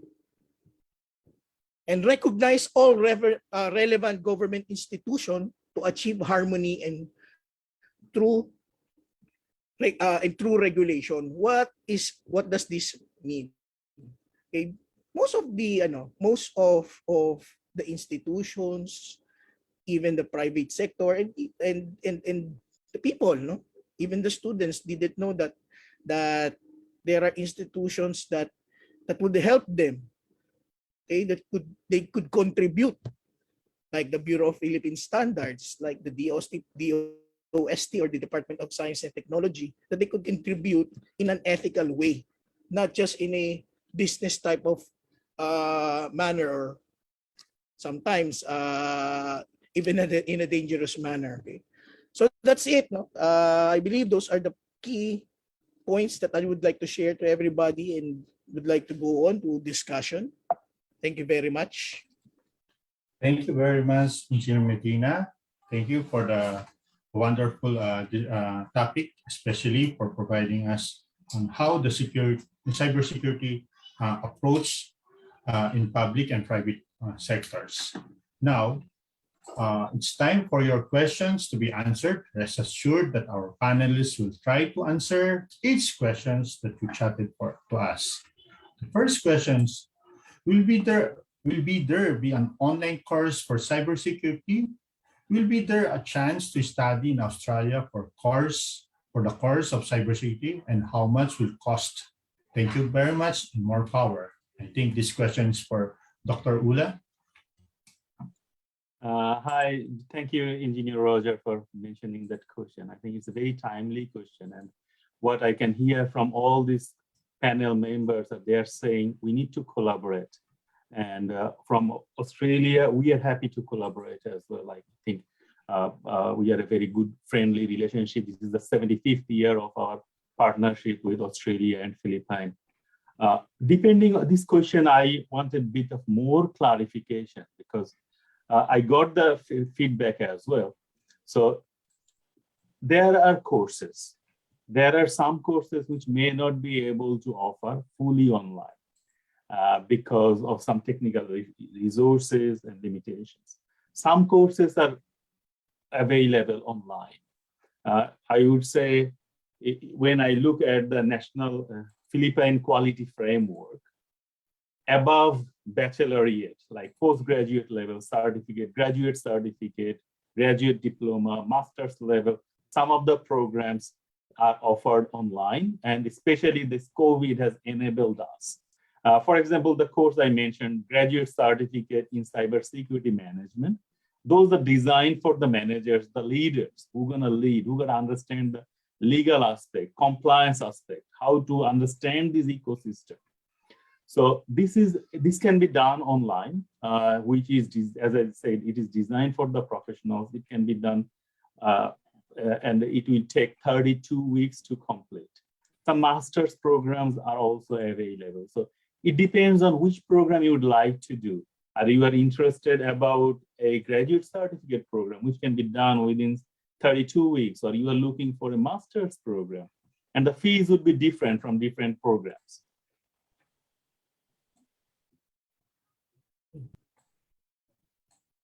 Okay. Thank you very much, Dr. Ula. The second question is, what do you think the initiative that government should do to entice graduates in cybersecurity field to be employed in the government than in the private sectors? Is it for me again? Anyone can answer it? Maybe this time I'll follow you guys and then add a bit more on my experience, because I think a lot of the areas you might see, both of you have mentioned, Engineer Raymond and Raul is the apprenticeship. I mentioned about internship or work integrated learning or cadetship program. What are those? So maybe I'll hear from you the Philippine context, then we can talk about the Australian context. Mm-hmm. Yes, please. Thank you, Engineer. I'll just share an experience with dealing with government institutions in terms of internship programs. You would always hear this line na medyo mahirap para sa amin to accept interns kasi meron ganito, meron ganyan. So when we look at how we form our students in terms of going to the government, or going to industry, they usually settle once they have their internship. They would decide na most probably will be going to this particular organization. So I think for us to entice our students to go to the government is that we can have a better internship programs for our students in the government institutions, if possible. Although I know that it's quite difficult because of some policies, but if it can be done, then I think that would be a better way of really enticing our students going to the government. And And also cybersecurity, I really appreciate this the ICT even before going to the cybersecurity caravans. They would really emphasize that cybersecurity is really a work for the nation. And we need to emphasize that always. That cybersecurity at most will affect our government institutions. And then service to the government through cybersecurity is a patriotic act in a sense. So I think that we need to emphasize that. No, we need to emphasize that in our schools and universities. And then again, the internship in government institutions might be a good solution, I think. And then Okay. again, institutions might be a good solution, I think. Engineer Medina? Yeah. Okay. As far as demand is concerned for cybersecurity professionals, it is a common problem internationally. I think my fellow professor from University of Canberra will confirm on this. Okay, it is a common challenge. Actually, I would not consider it an issue or a problem because it's a good problem. Therefore, a challenge. Okay, a challenge in the whole world, in every country. And it's true that cyber professionals are still scarce at this point in time, but I believe in time we will get to that norm that this will become a common profession in the industry. And I would like to quote the statement mentioned by my colleague from Ateneo, that he said that it is for the whole whole industry. That is true because again, cybersecurity is not only for one type of profession, and it is a holistic process from a technician point of view to a legal point of view to a management point of view to a technical engineering point of view to programming point of view. So there is no such thing as a jack of all trades, master of nothing cybersecurity. Okay, you have to be an expert in one particular field, or at least capable of understanding a specific field. Okay, so that is one tip to all that is in the industry that is listening right now. If somebody tells you that I'm a cybersecurity expert in all fields, kick him out. That's not true immediately. Okay, he's selling you a horse dunk. Okay. Next is that this incoming professional right now must understand that the values. That's why I emphasize ethics in my initial or preliminary discussion. Okay, when you graduate, expect that you will learn more outside. Okay, so don't look at immediately the financial effect that will affect you. Okay, how much you will get, how much you will earn. Okay, that's true. You could get out of the country and get a job there, but think first of what can contribute. I do believe there's a lot of economical and financial considerations in every country, not just the Philippines. No, but I think one secret to success, okay, is to contribute first. What can you do, okay, in the society to be recognized? Thank you. Thank you very much for the wonderful answer. My next question. Does the cybersecurity professional in the Philippines are widely recognized by PRC? How does the PRC recognize career shifters such as nurse and accountants, not related to technology but got industry certification to practice cybersecurity professions in the Philippines? Okay, if I may first, since I believe in the panel, I'm the closest to respond relative to the known agency known as PRC in behalf of our professor in University of Canberra. Allow me to explain. Professional Regulations Commission is the agency here, government agency that regulates the professions. Okay, but currently there is no cybersecurity or there is no profession about a recognized profession by Professional Regulations Commission about cybersecurity. Okay, The closest, I believe, that that will be in such type of profession will be the electronics engineering profession, and maybe somehow, okay, the electrical, but the closest is electronics, honestly. Okay. Now, actually, in terms of PRC being involved, it is quite good also because it will give an advantage in terms of confidence for those who will who will be looking at cybersecurity being its profession, and at the same time the control of ethics.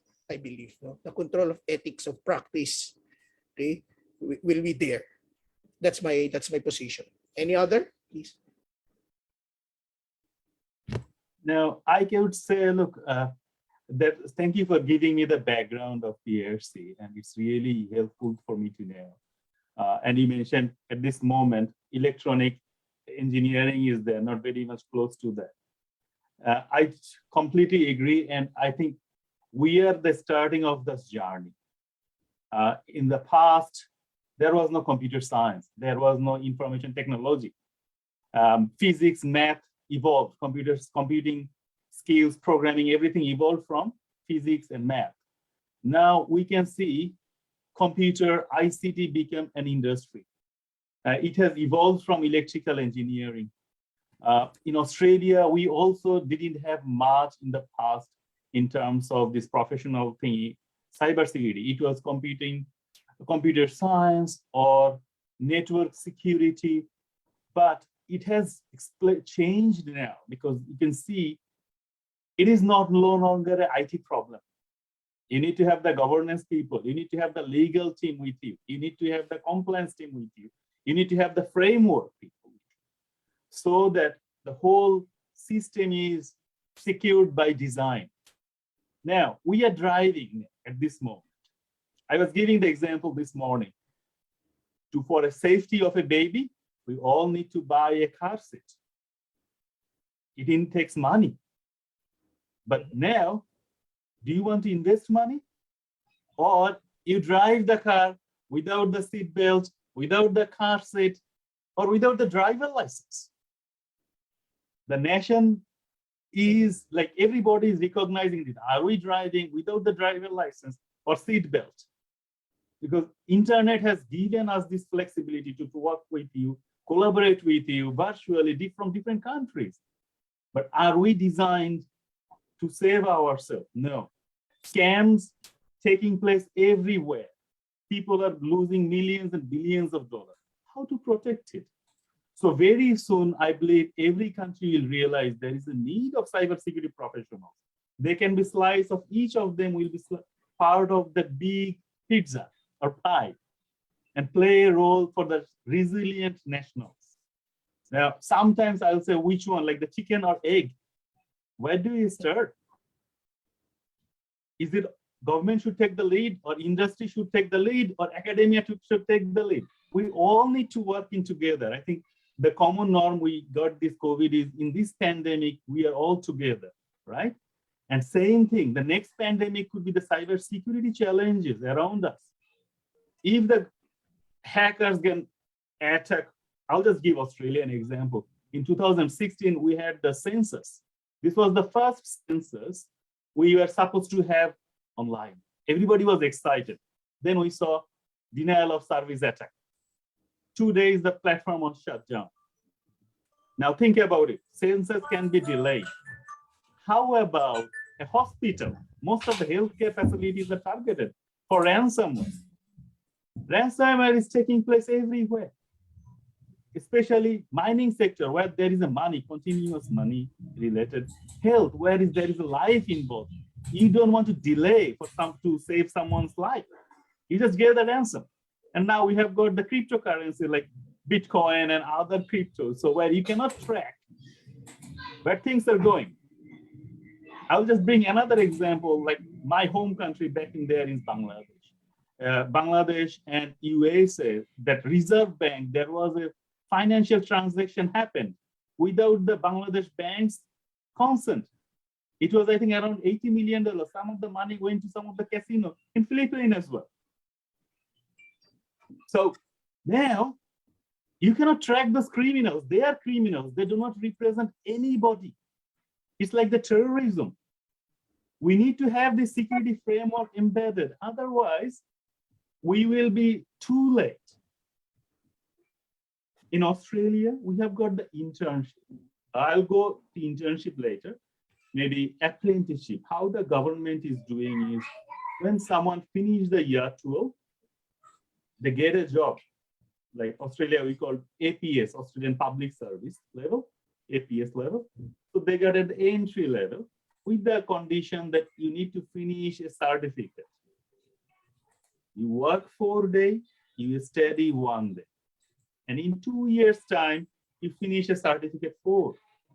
Once you come back, you know a bit more work, you know a bit more study, and you promote. After, if someone is doing the university, they do the cadetship program. They study 3 days, work 2 days. They get a job and they're working. So what is happening is government is trying to build up their capability, digital capability, because this digital economy will be the next big thing. If we see industries paying big money to the cybersecurity professionals and no one can retain it. I can see in my surroundings, one is there in one company today, in next 3 months, they're gonna be going to another company because they are highly skilled. How you retain them? We cannot. So we encourage them to do this professional certification or these incentives, and then you survive or rotate around this ecosystem and do the best what you can do. Thank you. Thank you. Thank you very much, Dr. Ulla. Mr. Lumapas, do you have anything to add? Yeah, I agree with Sir Raymond, no, in terms of how we do with cybersecurity. It's really not, yeah, do not believe a cybersecurity professional that says that he knows everything, no? And that's how we need to approach as to how we standardize cybersecurity, no? We have different fields in the country with professional examination, board examinations. And if there's a time that there's a need to really look at cybersecurity as an essential part of those topics that they will need to learn for their board examination, that can be integrated as well. But there are some fields without board examinations, like the BSIT, CS, and IS, for example. So there's a need to really identify a way for standardizing and verifying certifications for cybersecurity. And I think that the ICT would be able to help at that, no? Because the DICT has an ICT certification program, no? Maybe not on cybersecurity, but there is a need for us to really look at the standardization and the verification of certifications for cybersecurity. So, yeah. Thank you. Yeah, another question. With the online class systems held in the last year and half, I think instructors and students agree that the difference in knowledge you gain from face-to-face and online class is tremendous. With a lot of different branches in the cybersecurity realm, what are the same popular certificate recommendations that we, the students, should look out for if we try to pursue self-learning and enrolling it in one online class? Thank you. I'll start na lang siguro, sir. I'll go with the advantage first of doing it online. The advantage of doing this online is that you can always ask for cybersecurity experts around the country or even from around the world to be your lecturer. Doing it effectively is a matter of really putting in the mechanisms to make it effective. That's for me the key of online classes. A lot of our cybersecurity courses that are offered in Coursera, for example, or Udemy are done online. And then we also have a lot of courses like open universities as well. That gives us a lot of opportunity to look at cybersecurity in a different lens or perspective. No, it's really for me well, I know that there's a difficulty in doing this, and actually the answer to that question lies in that question. It's really as to how you would look at yourself as a cybersecurity professional in the future.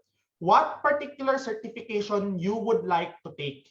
Again, you cannot be a jack of all trades, master of all. No, you need to be an expert of a specific field in cybersecurity, and hence I answering the question what specific certification is effective at the current time.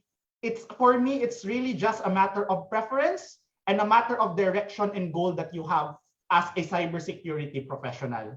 So I suggest that, well, in terms of creating curricula, for example, in cybersecurity, you really don't force students to go for example, to go really to cyber forensics, no, that you will need to learn cyber forensics talaga, no? Or you will need to learn mobility risk, for example, or other systems architecture. It really depends. That's why you put it, for us, we put it in elective so that you get to know everything and then be able to decide what particular directions you will go in your pursuit to become a cybersecurity expert in the future professional. And I would like to add with Engineer Lumpas is, look, it depends on the person as well. What type of learner are you? Yes. Are you more on the people oriented, or you have already self-committed? Sometimes some students, they come and say, look, I would like to do cybersecurity or IT. And they might have never experienced that touch. For them, the beginners, I would say, look, sometimes online is good, but there is no substitute of having face-to-face lecturer and this interaction. Online is an alternative, or if you are a professional, you already know what you are doing and you want to upskill, better for them. Otherwise, what might happen is, if I just miss one simple clone in my console and waiting for the whole night, I might lose the interest. So beginners might lose the interest. However, if I'm a matured student, I'm a professional, I know I have to do, I will get the solution or find the solution. So my answer to that will be, online is a good way. Like now we are interacting, but I would like to see you guys face to face. And that is our human nature. That is our human interaction part, which is not available, but it's an alternative we can do. So it depends on personal level as well, learning capability. Sometimes when I was, after my doctorate degree, actually, I used to sit with the learning philosophy. And there are some learning philosophies as well. Like some people who are Aboriginal, who are, they follow the traditional culture. One of the philosophy was actually they are not meant to be in the classroom. They find this four wall is really difficult for them to learn. So we need to consider those aspects as well, because learning is always successful when there is comfort available, when there is a good atmosphere around us. Thank you. Thank you. Thank you. Doc Sales, I think, or Oxalis is here. yeah. Hello What- po, good afternoon. I'm so sorry. I'm here at the provincial skills competition of TESDA. Yes, good afternoon. Anyway, so in my part, if Doc Sales is not yet ready to share, no? E-learning, I believe, I agree with what everything that has been said. It's the matter of what type of learner are you. Okay, but for children really, it's different thing. But for a professional, I think it will be easily to adapt. Because for children's, no, or adolescents, there's still this development or maturity that they have to achieve.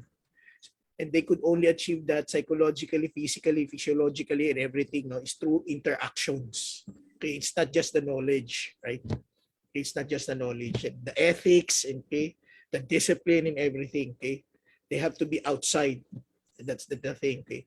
But for professionals, it's a different matter. Now, on what cybersecurity certification that is needed. Again, correct.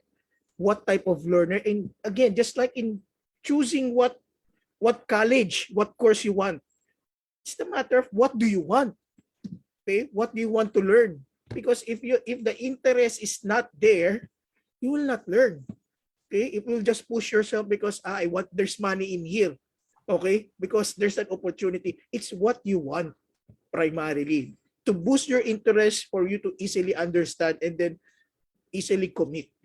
Because again, I have to teach. No, I have to share this to the people, no, especially those upcoming professionals, if there's any here, no, and the current professionals. Let us change the mindset of every Filipino, no, or let's say, sige, Filipino at this time, because I am not familiar with any characters of students in Australia, pardon me, but Filipinos, okay. Sometimes what I notice is that they are more focused on what can they be in terms of level of popularity when they graduate, level of financial capability. It's not that easy. Okay? It all starts from you and you alone. Start from what you want, start what you immediately learn, because that interest will give the best out of you. Okay? And that's the way to earn, to be recognized like the people in front of you right now. Okay? They started because they want something. They start because and they are there because they are able to share it. At the end of the day, you have to share it because, okay, that's the thing. The capability to share will also make you recognize locally and internationally, and that's where the blessing is. Thank you. Thank you, Engineer Medina. Another questions to Ma'am Josie. The focus of cybersecurity advocate is to have the cybersecurity curriculum in college and university. How does the technical vocational education figure in the equation? Okay. Can you hear me, sir? Yes, ma'am. Okay. Thank you. Thank you. So for technical vocation, for TVET, actually, the reason why it is embedded in or implemented, there the as I explained a while ago, with regards to the PQF or the Philippine Qualification Framework, not everything or not every type of responsibility is supposed to be delegated towards somebody who has already finished a baccalaureate degree, because you have seen in the levels of, with regards to how they are going to be independent in terms of implementing their duties and responsibilities, there are certain things that are not supposed to be given to them because of they are of a higher rank. So in terms of rank and file, or people who are in big need of hand holding, so that it will be actually understood by all, or they should be in a big level of supervision, something that is implemented based on their job role. It doesn't necessarily have to be given towards somebody of a higher degree of learning. So in TVET, in TESDA, you are just being trained for a specific skill set. As I said a while ago when I was explaining the PQF, you're not supposed to be dealing with interdisciplinary, or you're not supposed to be cross mingling with other competencies. That's what we call them. You're not supposed to be intermingling with higher or different competencies when you're actually of level 1, level 2, level 3, or even level 4. You're supposed to just focusing on a specific skill set. So in other words, the job is limited towards just one skill. And if you were to cross-pollinate, and that's the time that you actually go towards diploma level, and eventually towards the CHED programs, which is the baccalaureate until postgraduate. So that is where it actually comes in. When you're dealing towards the rank and file, or even apprenticeship. So these people are actually the ones that need proper guidance. by their supervisors or whoever is above them. So that's where they fit in po. Thank you, Ma'am Joyce. Anything to add, Ma'am? Sir Lumapas, Dina, and Dr. Ula? Siguro I'll add lang in terms of I put it in the presentation already. TESDA has already created a document as to how they place themselves in terms of cybersecurity through its labor market intelligence report, which was created last 2020. And they have really stipulated there how TESDA can fit in terms of the cybersecurity plans of the national, of the DICT. And another thing is that the TESDA really should be part of how we go about with the National Cybersecurity Plan, because they are explicitly indicated, and the TESDA's role is written in the cybersecurity plan, particularly under the active approach of the cybersecurity plan, accelerating learning skills and development. So it's in section A, subsection 2, integration of cybersecurity and ladderized programs offered by the TESDA. And I think it's really up to the TESDA and the DICT to really collaborate together as to how they can place it. I really appreciate what Sir Raymond Medina always say in terms of the ethics, because it's very important. When we go about with the programs of TESDA, we really need to inculcate first the value of ethics in terms of the technical. Why? Because we don't want to have rogue hackers going around and trying to attack different infrastructures. They really need to learn first the law. They really need to learn first policies, organization and management, and what is ethical before going on to the technical. That's my opinion in terms of going towards this. And even I think I would be even encouraging my students, for example, or our graduates, to go and proceed to if TESDA would be offering specific NC programs for cybersecurity, to take it as a potential competency, potential additional competency as cybersecurity professionals. So I think that's how I interpret in terms of the placement of TESDA in terms of the National Cybersecurity Plan. If I share my Australian experience. Okay, sir. I'll give the floor to sir. Raymond, please, you carry on. It's okay, sir. Thank you. What happens is, if you look at the pipeline of the ecosystem, cybersecurity ecosystem, we have got this vocational education or certificate level. That's the beginning of the pipeline. And we have got the bachelor degree, master's, PhD. So in the workforce, actually, we need people from all levels, right? Not everybody may not be reaching the CEO. You mentioned about the Mark Zuckerberg, but if you look at it, they're self-taught. However, how many Mark Zuckerbergs in this world? We need to consider that one as well. We need big workforce who are working at the background, technical level. Then we go with the leadership role. TESDA can be a big part playing over here for the entry-level cybersecurity professionals. And where there is a big need in Australia, I think it's around the globe. I would not mention any country, because if someone is not realizing the need, they are staying or either closing their eyes or they are staying behind. So I would say, look, start wherever you can. If there is opportunity, you can see the talent, then encourage people to take it. I have seen, like that photo I shared in my presentation at the end, that cybersecurity not only secured the nation, it secured people's career. Because some people, they were actually working in the hospitality area. Some were working in the retail area. Now, when they realized cybersecurity can bring them a new job opportunity, and they can finish this qualification, let's say, in 1 year or 2 years, rather than a long term, that attracted them, and they excelled in their journey. So that can be a different pathways for people. And if the community is appreciating that, that's also important part.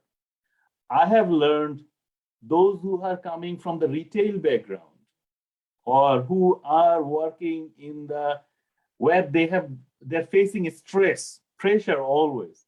They do very well in the SOC because cybersecurity, you need to have this under control. In one of my unit, I just told my students, look, you're gonna get this task within this amount of time. Now you need to do it. And they're saying, look, we are professional. I don't have time. Why should I do that? You need to learn how to work under pressure and you need to adjust yourself, adapt to yourself. Thank you.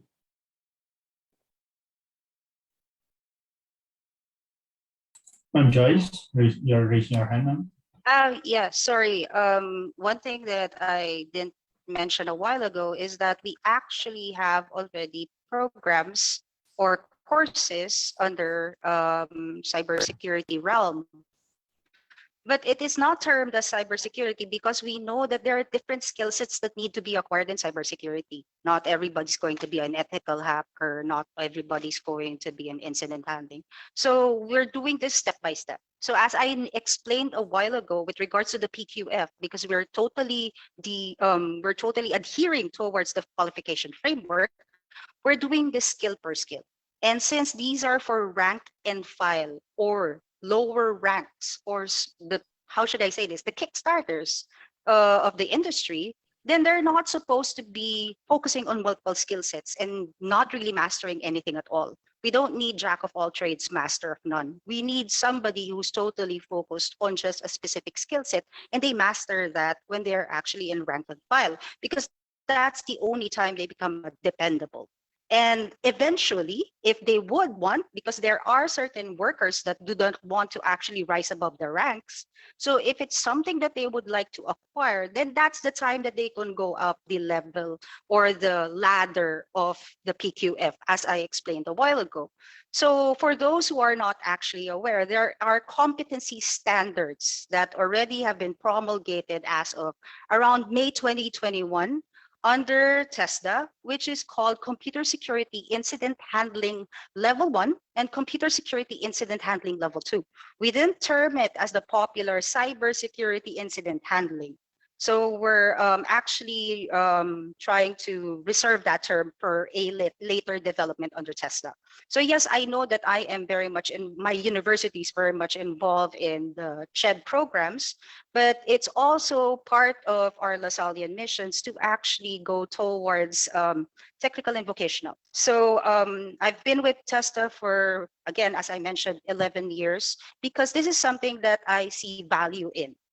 This, I have worked outside of the Philippines. I've been in Arab countries outside, and the need is actually geared towards the lower levels, not because they are low, but because they are actually abundant in jobs. There are a lot of jobs out there. There's too many managers. There's nobody to manage. And that's the reason why we need to fill them up. And yes, definitely the baccalaureate degree, the postgraduate degree, and even the PhD and the doctorate degrees are reserved towards those with autonomy, people who can actually manage people and actually even manage the entire business and entrepreneurship for that matter. But entrepreneurs will not be entrepreneurs if they don't have workers. And that's the reason why we need to focus on all these lower levels. So in TESDA, it doesn't really take that fast to actually come up with courses. So we're doing this one step at a time. And yes, definitely as part of CSP CERT, I'm actually also working with the other government agencies or entities with regards to coming up with all these regulations. But again, sadly, because of the pandemic, it's going to be one step at a time. But slowly but surely, everything will be in place. And definitely, it's going to be something that you can totally connect to all of the programs geared towards collegiate CHED. And yes, as explained by our esteemed panel, this is not just jobs here in the Philippines. With regards to TESDA, it's actually jobs that would go beyond, outside of the Philippines. As I mentioned a while ago, I used to be an OFW.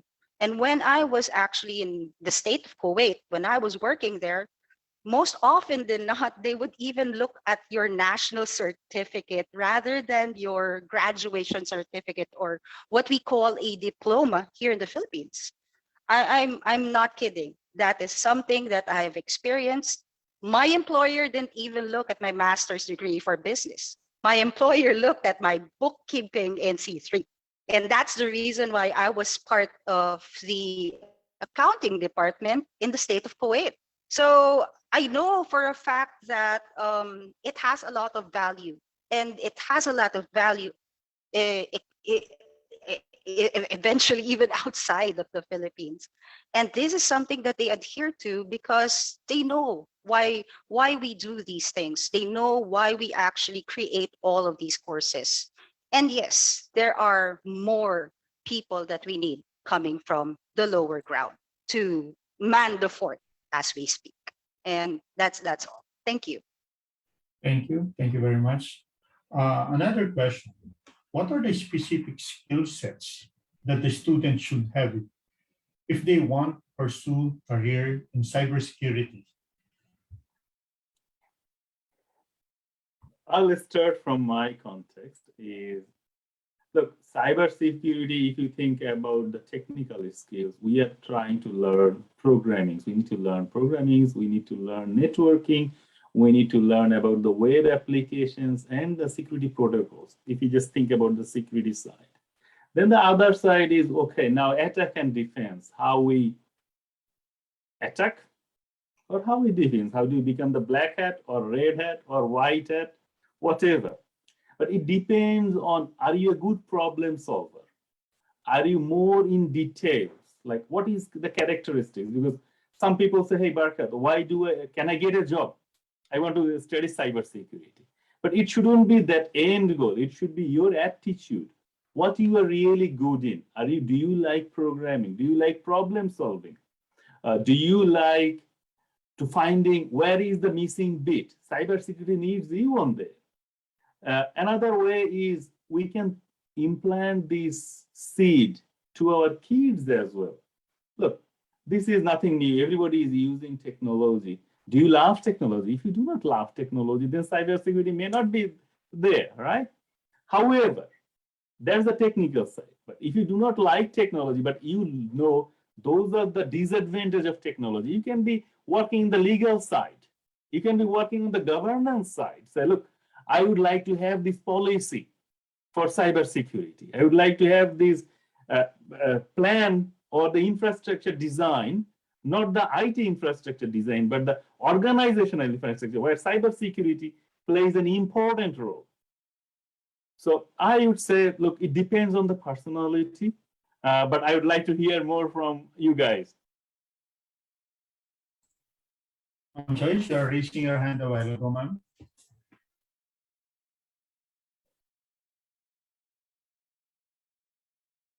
You're muted, ma'am.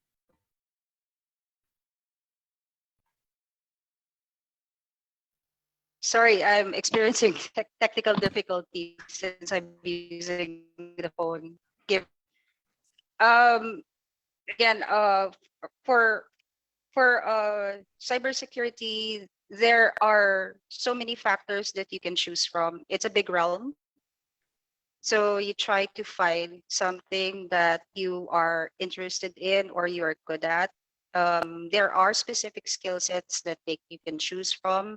You don't have to learn it all at the same time if that is not your purpose. So if your purpose is actually just to focus on a specific one, then you can just choose that for the time being, and then eventually you can go towards another one, and then you can partner it up with already something that you how should I say this, you've mastered. So time is of the essence for cybersecurity, especially if those were in the lower ranks.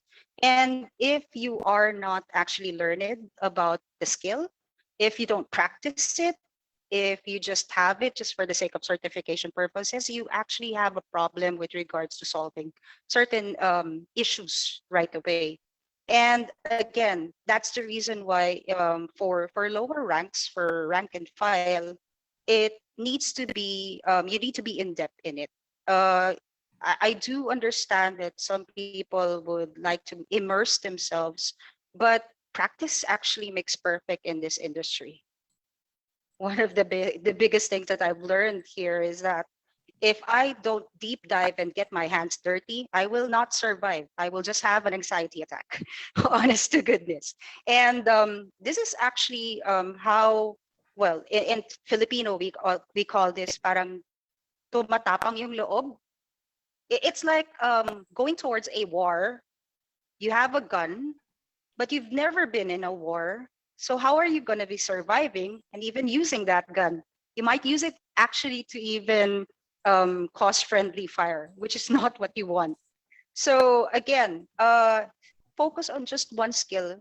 And then eventually, if you would want to combine it with another skill set, then by all means, if you believe that you're ready and you have the go signal of your supervisor, then that's the time for you to actually go towards another level. But for now, if you're starting, just look at one, just choose one. There are a lot. Actually, if you're going to be Googling it, don't Google just cybersecurity. Look at all the skill sets involved in it. Correct. I agree. I agree. Thank you, Madam. Now, we are now parting in the same time ending. Can I have a last message for every panelist? Let's start to Dr. Ula. I would say, look, have a curious mind for the participants. If you are a curious person, if you are enjoying technology, if you know how to deal with the technology, cybersecurity is for you. And if you don't know what is the technology, start learning now. Don't wait. It is securing our career. It is securing our personal life, because we all are digitally connected. We have got social networks. We are having the online banking. We are doing the telehealth. So for individual level, we need security. For organization level, we need cybersecurity, and for nationwide. And here we all need to collaborate. It's not one person, one organization, and one country can solve. It's the collaborative approach. At the end of the day, you will not be leaving your door open when you are going to sleep at night. So digital life is the same.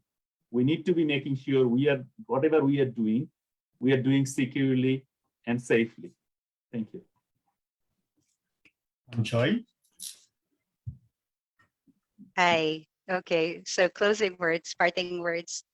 First and foremost, even if it's not cybersecurity, you need to know what you really want. Before you pursue something, before you choose a pathway, you need to be sure of what you want.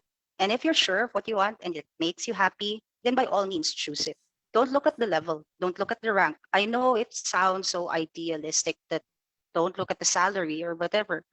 Because honest to goodness, if you're going to be choosing something just because of outside of happiness or outside of bringing you joy, then you're not going to be staying in it. So the reason why I dealt into this is because, as Doctor said, I have fun in it.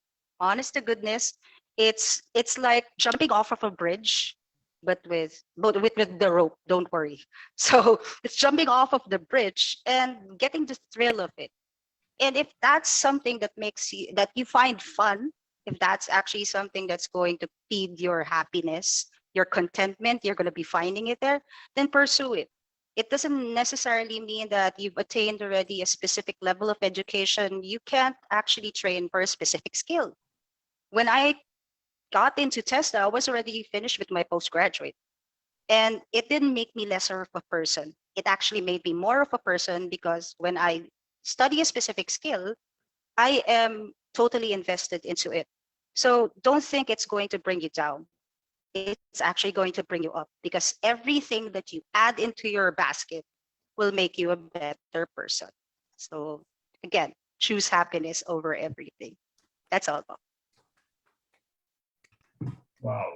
Mr. Lumapas, any parting words?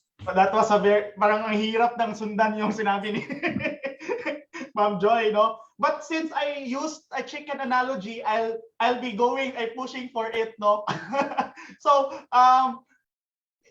similar to what very popular thing that we do here in the Philippines, like cockfighting, no, sabong. You really need to prepare your chicken in order to fight and really win, no? So that's similar to how we need to prepare our students and our professionals here in the Philippines. We need to equip, we need to train, and we really need to put a lot of effort in pushing for cybersecurity education here in the Philippines.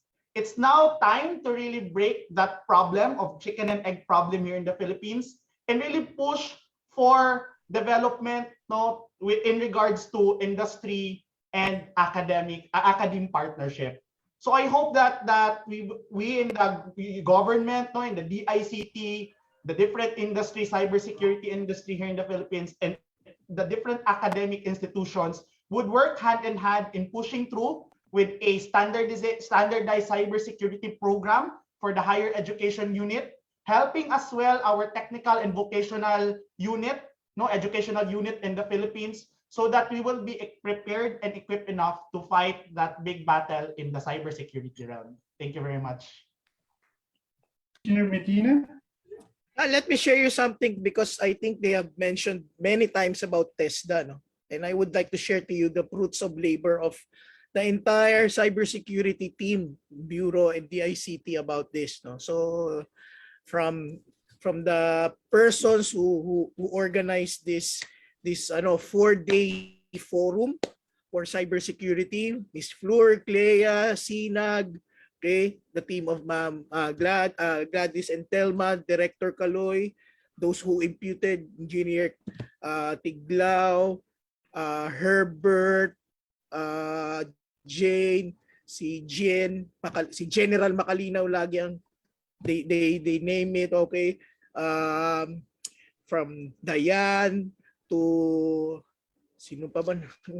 I hope I did not forget. But the entire CIS, Maria Angelica, okay, all of them are very active, no? So we thank them for all of this. Actually, one of the very active government entity is cybersecurity, but let's face it, there's a lot of challenge yet, and we're not just in one sector, which is the education, no?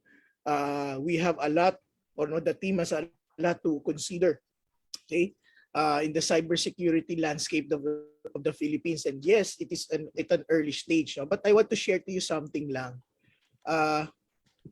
Recently, ito po, no, meron tayong discussions, no, together with TESDA. Okay, so the TESDA has already written something, no, to Secretary Gregorio Nasan, but we had a meeting with them already 2 weeks ago, no, about this matter. So did you see? Were you able to see the slide? Sorry, the mail. Just lang, parang background lang. Pero hindi ganun katagal, sir. Okay. Siguro that one. Okay. Anyway, no. So the bottom line is we're doing something about it. Okay, and we do hope that there will be more and further collaborations and corroborations between the industry. And I think all the points that was given today by the panelists should be taken into consideration. And one thing that I would like to emphasize right now is, besides the academe or the schools, we have to talk as well to the industry, so that the organizational setups from their side must be arranged and they have a clear understanding of what is happening as well. Okay, so there is no culture shock, or financial shock, or anything. And I believe that this thing, no, the gap isn't really a gap between education and the industry in the cybersecurity, but an enormous opportunity for everybody. There's a lot of opportunity right now. You don't have to battle in one course right now.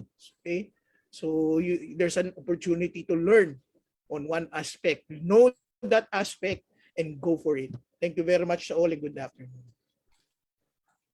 Thank you very much to all our panelists. It's a very informative, at the same time, a lot of knowledge that we're able to gain. So thank you, everyone. We appreciate for your time and effort in sharing your knowledge. Again, thank you also for the participants in the webinar. I hope your knowledge has been expanded by this event of cybersecurity and education, bridging the industry gap. Again, thank you very much to all. Ma'am Flor. Thank you very much to our very impressive panel of discussants and as well as our moderator. And thank you because we have learned a lot. And I think from this time, we would be able to go back to refocus our programs to really address the need of the country. And thank you for discussing all of that. And I would just like to share that we have been working closely with TESTA. Actually, we are working with Ma'am Joey right now in crafting some programs for cybersecurity under TESTA. And we are still also working with CHED for the CHED Memorandum Order for the cybersecurity curriculum for all the colleges and universities in the Philippines. So let me just take this opportunity to present our certificate of appreciation to our panelists. Let me read from the certificate. This certificate of appreciation is hereby given to Dr. Abu Barkat Ullah for being a panelist in the cybersecurity and education, bridging the industry gap of the Philippine International Cybersecurity Conference 2021 with the theme 2021 Onwards, Cybersecurity as the Norm, conducted by the Department of Information and Communications Technology Cybersecurity Bureau as part of the National Cybersecurity Month 2021 celebration, given this 29th day of October in the year of our Lord 2021, signed by Director Jose Carlos P. Reyes, PCE ASEAN Engineer. Thank you so much, Dr. Barkat. Thank you for this honor to be here with the panel members, talking to you, learning from you. And I hope I was able to contribute and happy to collaborate in future if required. Thank you so much. Thank you for bringing in your expertise. And yes, we are already actually planning to collaborate more with you and the Australian Embassy in some of our projects at the Cybersecurity Bureau. And the same certificate of appreciation is given to Miss Nina Ana Marie Jocelyn A. Salas, or Ma'am Joey, for being a panelist in the Cybersecurity and Education, bridging the industry gap of the PICC 2021 with the theme 2021 Onwards, Cybersecurity as the Norm, conducted by the DICT Cybersecurity Bureau as part of the celebration of the National Cybersecurity Month 2021. Thank you so much, Ma'am Joey. Thank you, ma'am. We are really looking forward to working with you more. Yes, and thank you for squeezing us. Yeah, see you again after the weekend. Yes, we have a lot of work to do. And thank you, actually, everyone. Currently, actually, katatapos lang ni Ma'am Joey to receive while she was doing participating in the panel discussion. She was also receiving an award at the Laguna campus, right, ma'am? Laguna campus of TLSU. Okay, so thank you so much, Ma'am Joey. And the same certificate of appreciation is given to Engineer Raymond Medina for being a panelist in the Cybersecurity and Education, bridging the industry gap of PICC 2021 with the theme 2021 Onwards, Cybersecurity as the Norm. Thank you so much, Sir Raymond. As always, but congratulations to you and to everyone. Thank you also. Thank you to, congratulations to the DICT. And well, the last but not the least, the certificate of appreciation is also given to Sir Raul Lumapas, Raul Vincent Lumapas, for being a panelist in the Cybersecurity and Education, bridging the industry gap of the PICC 2021 with the theme 2021 Onwards, Cybersecurity as the Norm, conducted by the DICT Cybersecurity Bureau as part of our celebration of the National Cybersecurity Month 2021.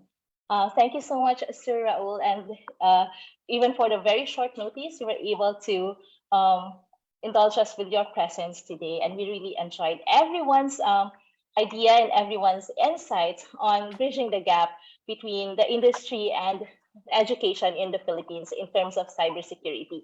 And I guess we have learned enough, and rest assured that your DICT would be doing its best to address this and to do our part in bridging the gap. Okay, so are you still there? Are you still ready to have more? Because we still have one more, actually 2 more sessions to go. Okay. If can I see a thumbs up if you're still on, if you're still good for another session? Sana Yes. hindi pa tayo inaantok, no? Okay. Okay, thank you very much. So, our next session, actually it is about cybersecurity awareness. So if we have cybersecurity education, we also have to have cybersecurity awareness campaigns, and that's one of the major programs of the DICT Cybersecurity Bureau. And okay, with us today is a very good friend of ours from the ASEAN-Japan Cybersecurity Working Group, and he's also from NISC Japan. So let me introduce to you our next speaker, who would be talking about securing online life, the important role of cybersecurity awareness. So our speaker is Mr. Satoshi Deguchi. Mr. Deguchi is responsible for cybersecurity cooperation in ASEAN region as Deputy Counselor of the National Center of Incident Readiness and Strategy for Cybersecurity, or NISC. He's also Cabinet Secretariat of the Government of Japan. Mr. Deguchi graduated from the Graduate School of the University of Nagoya and got his master's degree of Microsystem Engineering. He also got MBA at Bond University in Australia. Mr. Deguchi joined the Cabinet Secretariat in 2018. He has contributed to the policy development in international cooperation on cybersecurity, as well as implementing the cooperation policy in ASEAN region. He also held such positions as Manager of Security Innovation Promotion Department of Hitachi Company Limited and Senior Consultant of Tokyo Marine Risk Consulting Company Limited before he joined the Cabinet Secretariat. To talk about securing online life, the important role of cybersecurity awareness, ladies and gentlemen, friends and colleagues in cybersecurity, please welcome Mr. Satoshi Deguchi. Sato-san, welcome. Hi. Magandang hapon po sa lahat. Good afternoon, everyone. So, okay, I'm Sato. And I would like to present about cybersecurity awareness raising, which we are conducting with ASEAN member states, including the government of the Philippines. So allow me to share my screen first. Okay. The title of my presentation is Cybersecurity Awareness Raising Activities for the Philippines, led by Government of Japan. I'm from NISC, which is governmental agency, a cybersecurity agency here in Japan. Okay. Please allow me to begin with my self-introduction. This slide shows my roles at work in NISC. I have 2 categories for my mission, for my role. At first, for ASEAN, including the Philippines. I'm in charge of 3 things. First, awareness raising. This is more for citizens, public citizens. And the second, enhancing government, industry, academia collaboration. This is for companies, industries. And the last, capacity building for ASEAN member states. This is for the government agencies and officials.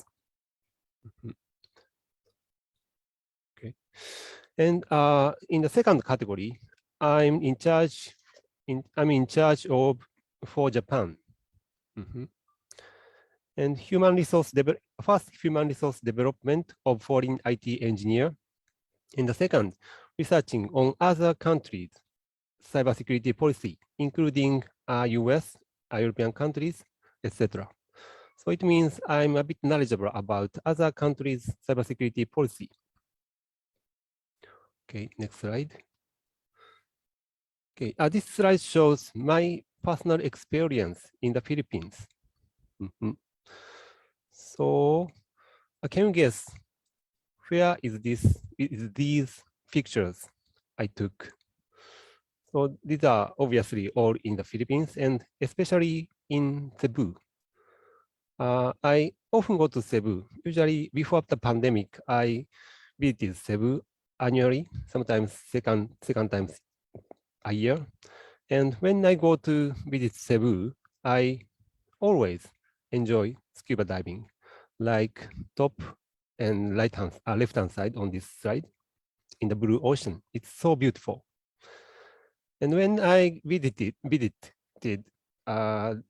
your country on New Year Day or on Christmas Day, I can enjoy the spectacular fireworks, sometimes from the top of the buildings, like this picture. Yeah, it's so breathtaking. And third, I also like to enjoy local foods, especially barbecue. For example, lechon and San Miguel beer. That's my favorite combination. And I also like to ride on the amazing vehicle in your country, which is called jeepneys. It's so convenient and reasonable price, and I can go anywhere by using jeepney. So it's amazing too. And all my experience in your country is excellent and memorable and unique. You have unique tradition and cultures. I always enjoy it. However, there is risks behind our personal life. For example, while I'm enjoying scuba diving, a shark may looking at me and may kill me. And I know whale sharks don't bite human beings, but they are very big and still they have possibility. And after enjoying beautiful fireworks on the ground, the fire fell down on the ground and the real fire may happen like this. This is near Alamo. I watched it, but not after fireworks. And also, while we are enjoying the barbecue, the fire may occur and it's burn the surrounding things. And the last, while we are riding on a jeepney, if we are not enough careful for our valuables, our wallet may got stolen, like by someone, like my friend on this picture. It's also a memorable experience for me. And today, I would like to explain about the risk behind cyberspace. We can enjoy cyberspace through SNS tool or a smartphone. And our society is very convenient, but there is similar risks or more dangerous risks behind those convenient cyberspace. To tackle for these risks, today I have two agendas. The first one is awareness raising in ASEAN, including the Philippines. The second, awareness raising activities in Japan. Okay. And before my presentation, I would like to notify you something. First, today I am going to talk my own views on the cybersecurity awareness. It means this presentation is not based on Japanese government official views, obviously. And this presentation is for cybersecurity staff in companies and public and for public citizens in the Philippines as well. Okay, let me begin with the first agenda, awareness raising in ASEAN. So this slide shows a framework of Cybersecurity Authority Cooperation, which is called ASEAN-Japan Cybersecurity Policy Meeting. We are calling it AJCPM. This is a framework of cybersecurity authorities of ASEAN member states and Japan for promoting cybersecurity policy cooperation. And we, NISC, Japan, serves as the secretariat of this meeting, AJCPM. The AJCPM has been established in 2009, more than 10 years ago, and acknowledged at ASEAN-Japan Ministerial Policy Meeting on Cybersecurity Cooperation in 2013. It was upgraded. And the joint ministerial statement of the meeting encouraged joint efforts in the following areas. Creating and there are three areas. First, creating a secure business environment.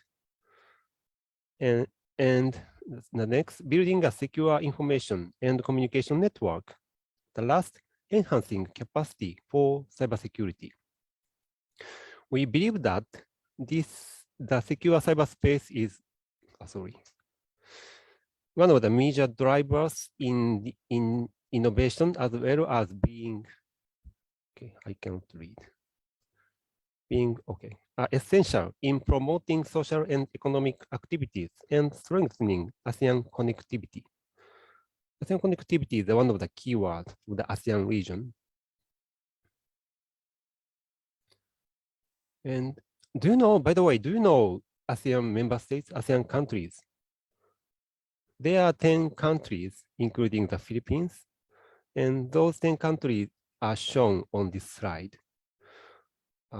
Brunei, Darussalam, Cambodia, Indonesia, not Japan, okay, Laos, Malaysia, Myanmar, the Philippines, Singapore, and Thailand, and Vietnam.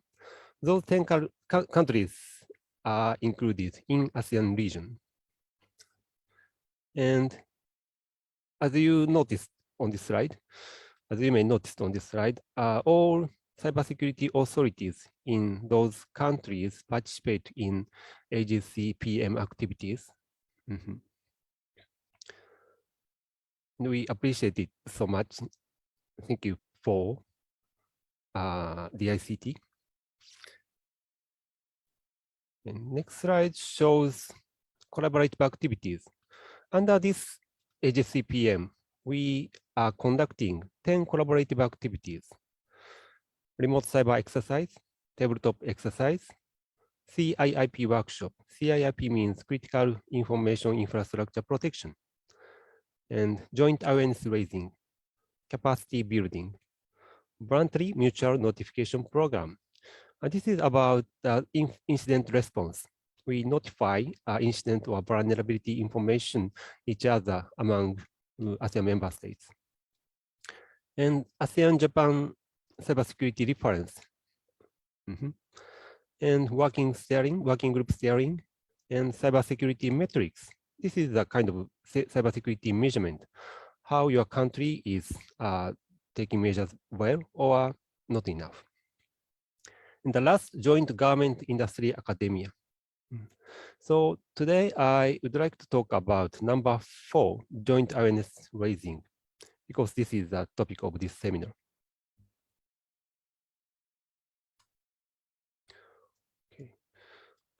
And this slide shows one of the material of the joint awareness raising program for individuals, for citizens. And you may notice this material is written in Tagalog. I cannot understand anything, but I can guess by those manga or cartoon, because there are many information on this cartoon visually. Okay, please allow me to guess what is going on this manga. Manga means cartoon in Japanese. Probably this cute little girl is using Facebook, I guess. And he got a request message from someone on his Facebook account, on her Facebook account. And she probably accepted. And also she took her picture and she posted her own picture privately, I guess. But the guy, that guy, is got her private picture, and he may posted her private picture to the public page. And at the end, she got surprised and she got scared. So I'm not sure my explanation is right or not, but I can get many information from this cartoon or manga. So that's why we produce a lot of kinds of these manga to raise public citizen awareness easily and effectively. So actually this kind of things happens in Japan as well a lot. And those awareness raising materials that is, I guess, very useful in all over the world. And we translate in each ASEAN member states' languages. So this is the latest awareness raising activities. This one was created by, last month actually, and thanks to the Brunei Darussalam, they designed this stylish and modern infographic for ASEAN member states. And the Philippines, the DICT also contributed to this infographic. Yeah, this is the one DICT contributed to this infographic awareness raising activity. And the title from the Philippines is Online Classroom Platforms. I think this is very important nowadays after the COVID pandemic. Yes, because most of the students are using online platform. So, and also they are explained briefly by using 1, 2, 3, 4, 5, 6, 7, 8 bullet point. And this is quite effective material to raise public awareness, especially for students, and easy to understand for elementary students, I guess. Good job, DICT. And next is from Japan. The title is Patch Your Psychological Security Hall. And this time we created a new kawaii character, little girl character. Kawaii means cute in Japanese. And if you look at right-hand side and on and the bottom, you can see a manga as well. And okay, let me try to explain about this because this is a bit the characters. I mean, English characters was very small, so I will explain by using this manga. So probably someone, one guy is looking at her smartphone while he is riding on the train and sitting on the chair. But behind him, a bad guy is looking at his smartphone secretly. And after a while, he is talking to his colleague. And when at that time, while he is talking to his colleague, the bad guy took his smartphone and he hacked the smartphone password, and he may got all the personal information or include maybe confidential information in his company secretly. So this is kind of huge risk, potential risk for everyone. Especially here in Japan, it's very common to ride on the train for commuting every day. But I guess especially in Manila, there are some trains, and as far as I know, those trains are always congested. Many people are riding on the train, and it's easy to cheat, to look at other people's smartphone screen. So I think same things happens in your country. And also you have jeepneys, and jeepneys are also crowded most of the time, and same risks are there in the jeepney. Okay, next. Okay, the next slide is for SMEs, awareness raising materials for small and medium enterprises. And this is also written in Tagalog. And of course, I cannot understand it, but I know Japanese version. Okay. And this material shows 25 questions. You can see the questionnaire on the right-hand side. And there are 25 questions. And if you go through those 25 questions, you can check your company's security level. Good one, not enough.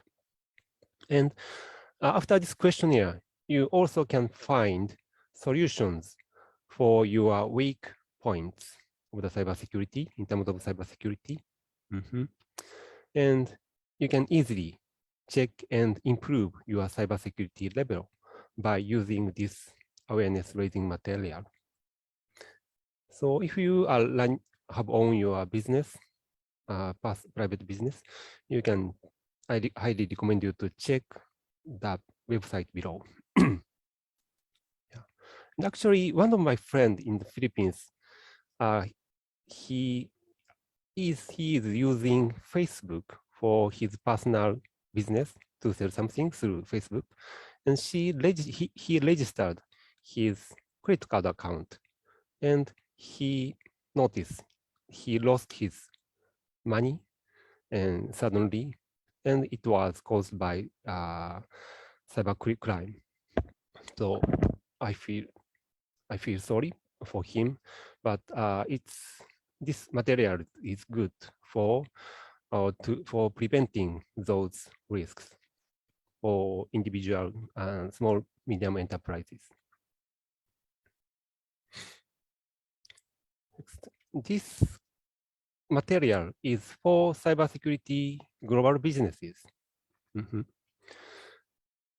And this website, actually this is a website, and we are calling it Cybersecurity Business Platform. And this is managed by JISA. JISA stands for Japan Information Technology Service Association. And JISA has a quite comprehensive network to similar industrial association in ASEAN countries, each ASEAN countries, including your country. And through this, if you access to this website, you can find the business opportunity here in Japan, and as well as in ASEAN countries, such as Thailand, Malaysia, Singapore, Vietnam, etc. So if you are doing global business, I recommend you to check this website. And yeah, yes, this is the member of this website, and you may be able to see IBPAP. This is the industry association in the Philippines. Next. Okay, let's move on to the next agenda, which is awareness raising in Japan.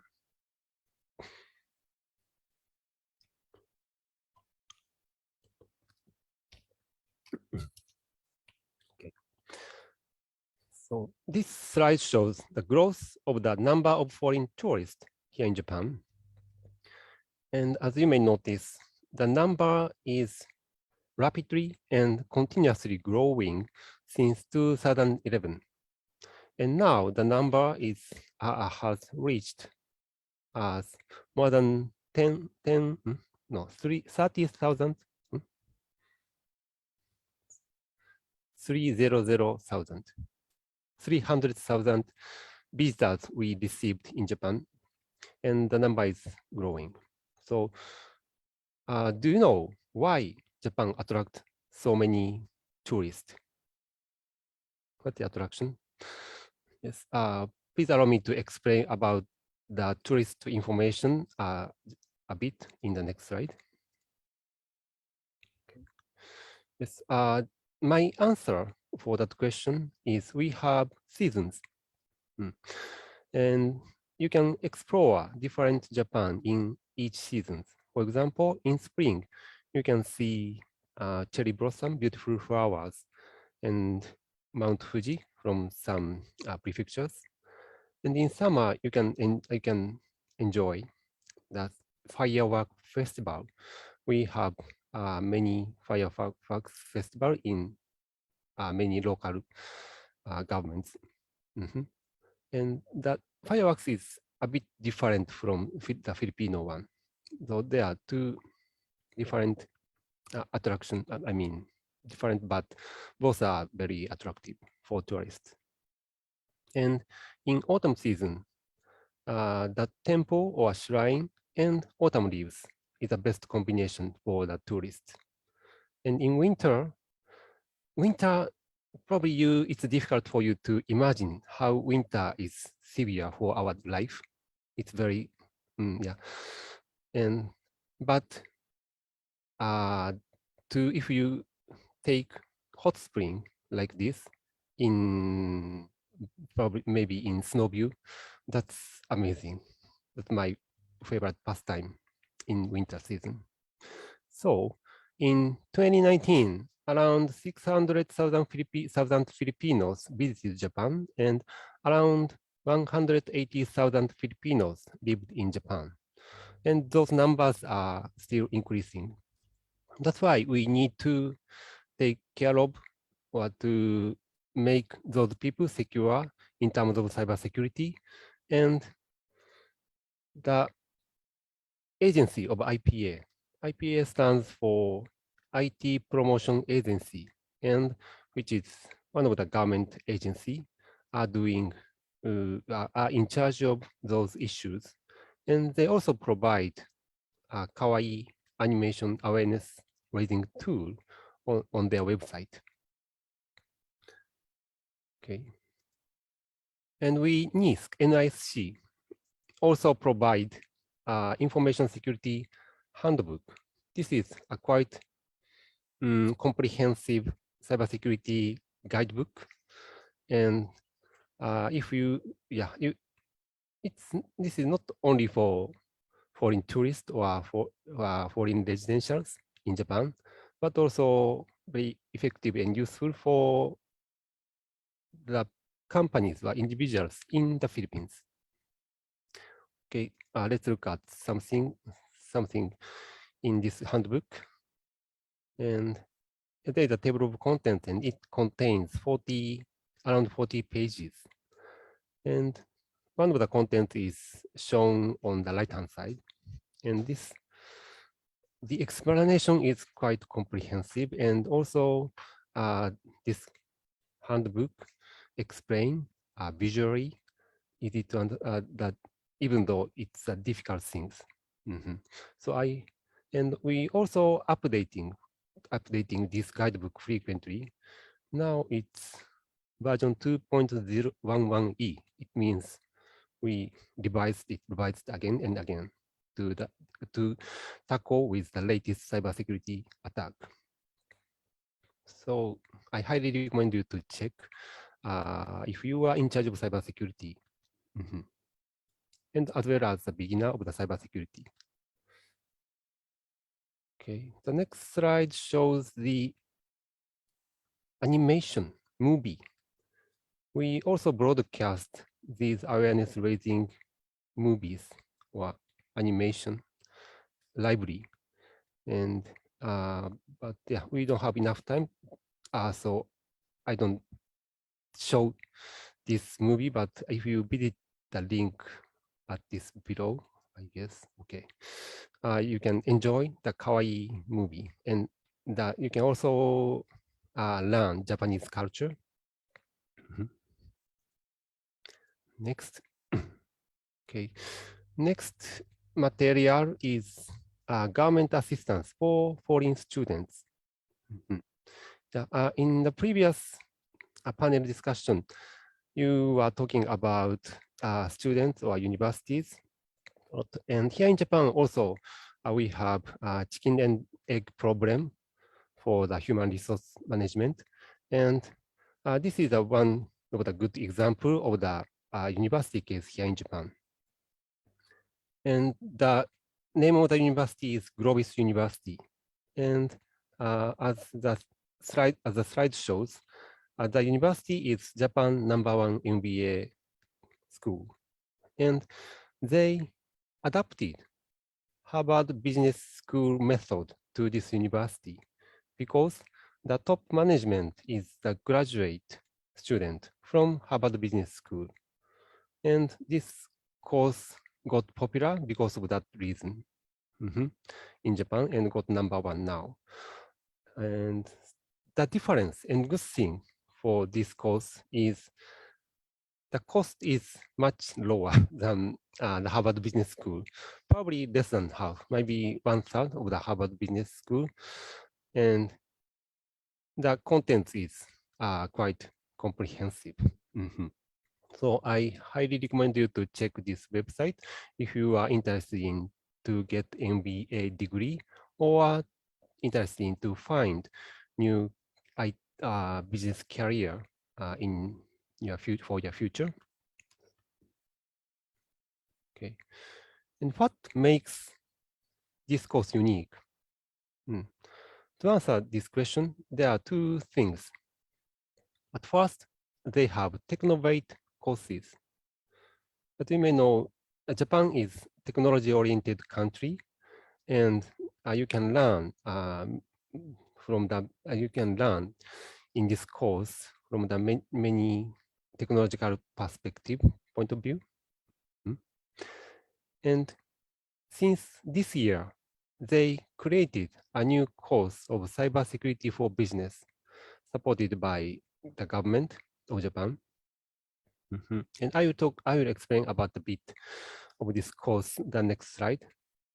And the second, the Kokorodashi course differentiate their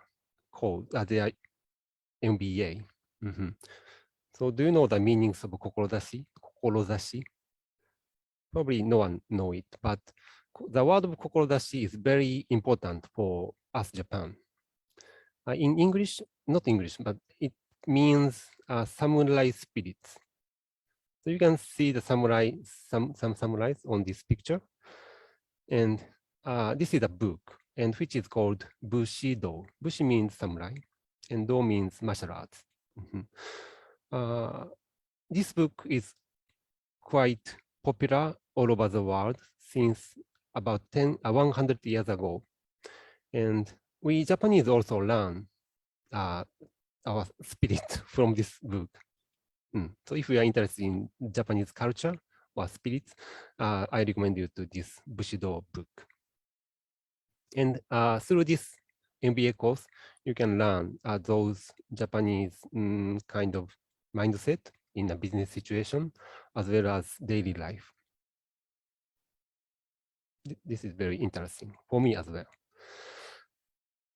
And this slide shows the cybersecurity business course. And they adapted case method. And they have 1, 2, 3, 4, 5, 6, 7, 8, 9 cases. And it varies a lot. And they updating these methods frequently. And you can discuss lively and based on the exact case with other good, high mindset students in Globis University in English. Okay, let's move on to the next topic. This is, yes, we also assisting for foreign students Since most Japanese can only speak Japanese, and if you stay in Japan, you may face a lot of difficulties as a student. And for students, we launched this website, which is called Tebiki. Tebiki means guideline for students in Japan to support their student life. And okay, yeah, actually, this website will launch from next week, 5th in November. So this is also quite good website. And yes, this website includes the Japanese business culture and Japanese cruise to spend the life in Japan, and also which includes the cases, the foreign people, foreign workers, how work in Japan, and it's how lively and how enthusiastic it is. There are 100 companies. We featured those 100 advanced companies. For students, it's a bit difficult in Japan to find the job only in English, but we collected those companies who is hoping to hire the workers in English. And in case of this company, they have only 54 employees, but they are hiring Chinese people, Indian, Korean, and Spanish. So small company, but this company is very international one. So you can check which company is looking for English speaker like Filipinos. Okay. So today's my presentation is almost finished, and please allow me to wrap up my presentation. First, I explained cybersecurity risk is invisible, and that's why awareness raising is one of the most important activities for the government. And the Philippines and Japan have been cooperating regarding cybersecurity policy for a long time, since 2009, 12 years ago. And the useful materials for cybersecurity awareness are as follows. I introduced some materials. And first, for public citizens, I introduced easy understanding manga and infographic. And second, I also introduced that material for travelers to Japan. They are also in manga style and YouTube. And for SMEs, I introduced a quite comprehensive material, which is information security self-assessment booklet. It took only 5 minutes to assess your company's cybersecurity. And the next, Japan ASEAN businesses. If you are seeking for the business opportunity in other countries, you can visit cybersecurity business platform. And the last, the fifth, students in Japan. The Globis University is provide comprehensive cybersecurity courses in English. That's quite unique actually in Japan. And also you can look at Tebiki if you decided to go to Japan as a student. And if you seek for IT career in Japan, the website of Tebiki is also can help you. Okay, that's all my presentation. Thank you for your time, and thank you for listening to my presentation. I get back to Ate Freya. Thank you so much, Sato-san. Thank you for sharing with us about the things that the awareness programs, cybersecurity awareness programs of ASEAN, Japan, as well as Japan. And thank you also because you've seen the contribution that we did for the ASEAN Japan cyber awareness booklet, and we are actually looking forward to getting all the getting a copy of all the submissions by all the AMS ASEAN member states, so we could also maybe use them in our own cybersecurity awareness campaigns in the Philippines. Okay, so I think I would be requesting also a copy of your presentation so that some of the participants who would be interested in joining the programs that you have presented on the latter part of your presentation would be able to maybe explore it and apply for it. Anyways, we have some questions before we finally let you go. I think you have already said this in your presentation, but just to really focus on the importance of cybersecurity awareness, our first question is, what is the importance of awareness raising in the promotion of a secure digital life? Oh, thank you. It's very good question.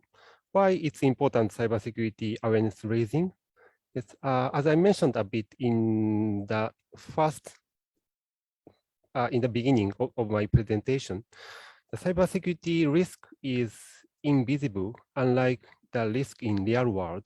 And sometimes some people have not yet noticed, but they already lost their personal information or financial assets, maybe. So one of my friends of the Filipino experience like that. And I assessed him, and he, after my assessment, he noticed it was cybersecurity crime. So that's why to raise the public citizen awareness is very, very important to protect your citizens or to protect yourselves, I believe. Thank you, Sato-san. And actually, it is very important, especially here in the Philippines. We are the global capital for social media, and a lot of people, a lot of Filipinos who are on the internet actually have one or two or more social media accounts, and this actually exposes us to a lot of cyber crimes. Most of the crimes that are happening right now, especially during the pandemic, actually has something to do with social media scams. Also, phishing. Phishing happens now in social media as well, in our messengers, and yes. So awareness campaigns, cybersecurity awareness campaigns, actually has a lot of impact to us Filipinos. And in the Philippines, our major project actually, aside from the infographics and that we release through our social media platforms, social media pages, we also do a lot of webinars and webinars on the basics of cybersecurity. How can you be protected? Because we know that empowering people, letting people know how they could, how they should act when they are online or when they're using ICTs, and what to do after they have been scammed, or what to do after they have fallen into the cyber criminals trap. I think it's empowering. It also lessens the occurrence of these crimes. Okay, another one. You have presented earlier about the self-assessment, paper checklist, and I think that's for you to assess yourself if you are if you are cyber safe. But our question, as an organization that promotes cybersecurity, like us at the DICT Cybersecurity Bureau, us in the government, how can we actually how can we measure the level of awareness of people, of the people that because that's something I think it's especially with our partners here right now, we're also doing their own campaigns in their own localities, in their own agencies. I want to know how we could actually measure our success. That's a great question, and also a difficult question for us as well. If we want to measure the outcome of our activity of awareness raising, we need to check the level of each citizen in each country. But in Japan, we have not yet checked the citizens level. we don't have any enquete or research survey in terms of that. So, but we may be able to check the level of the awareness of the citizens by checking the number of the criminal cases.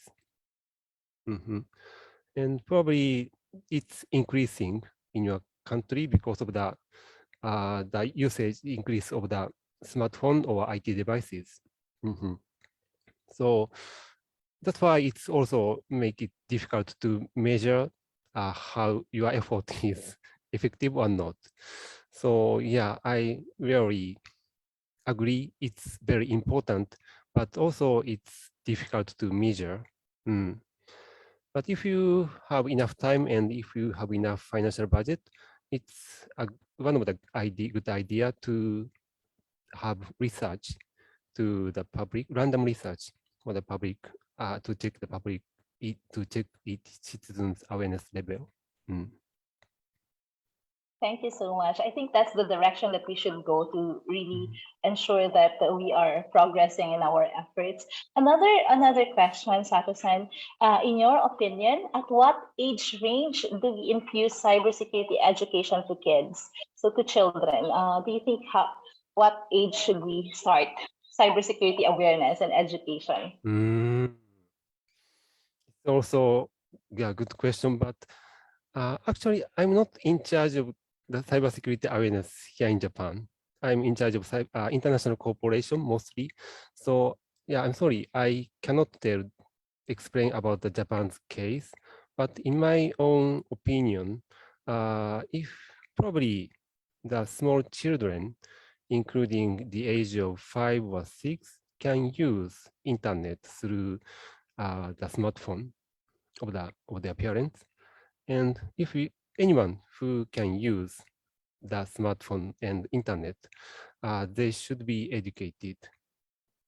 It's obvious, I think, but it's difficult to judge which age it starts to use those technology because it depends on each person and depends on the family condition. So probably the elementary school is good timing to start those education, I guess. Thank you, Sato-san. Yes. Do you have any your opinion on this?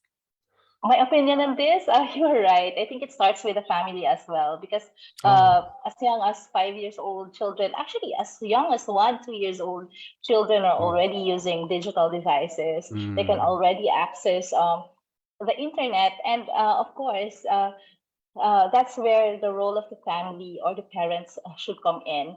If you educate parents about the dangers of the internet, of using ICTs, of using digital devices, then they would be able to educate their own children as well. So that's why actually in the Philippines, we, aside from our awareness campaigns for students and the regular users of the internet, of social media platforms, of any other platforms, we also have digital parenting campaign where we educate parents.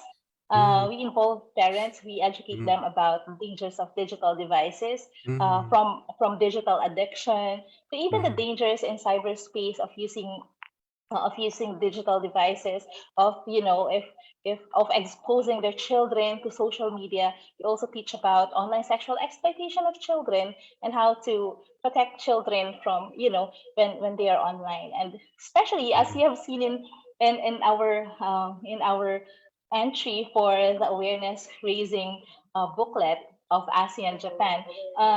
We are also concentrating. I mean, we are giving importance to students right now, because in the Philippines we are still 100%. Our classes are still 100% online, done online. So we still teach them how to be safe when they're using online platforms, online classroom platforms. So yes, that's my opinion. Yeah, I think that's a great idea to raise awareness for digital parenting, you said. Yes, and yes. yeah, I think it's good to put this agenda to the next ASEAN Japan Cybersecurity Policy Meeting Working Group. I would take note of Yeah. that and get in touch with Yumi-san. So yes. Okay, thank you so much, Thank Sato-san, you so for being much. with us today and for Salamat po. thank you so much. And we'd like to present this certificate of appreciation for your generosity in accepting our invitation to speak about cybersecurity awareness efforts of ASEAN and Japan as well. So this certificate of appreciation is hereby given to Mr. Satoshi Daguchi for being a resource speaker of the Philippine International Cybersecurity Conference 2021 with the theme 2021 onwards, Cybersecurity as the Norm, conducted by the Department of Information and Communications Technology Cybersecurity Bureau as part of our celebration of the National Cybersecurity Month 2021. Given this 29th day of October in the year of our Lord 2021, signed by Jose Carlos P. Reyes, PC, as an engineer, Director 4 of the Cybersecurity Bureau, DICT. Thank you so much, Asata-san. And see Salamat you po, Freya-san. again. Yes, thank you.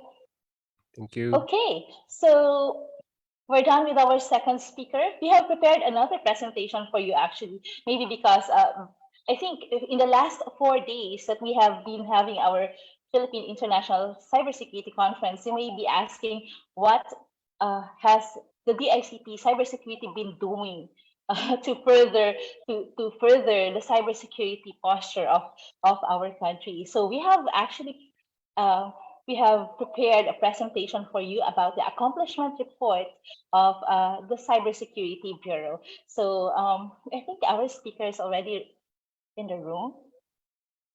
So it is my pleasure to present to you the Deputy Chief of the Critical Infrastructure Evaluation and Cybersecurity Standards Monitoring Division of the DICT Cybersecurity Bureau, Engineer Gladys De Ocampo.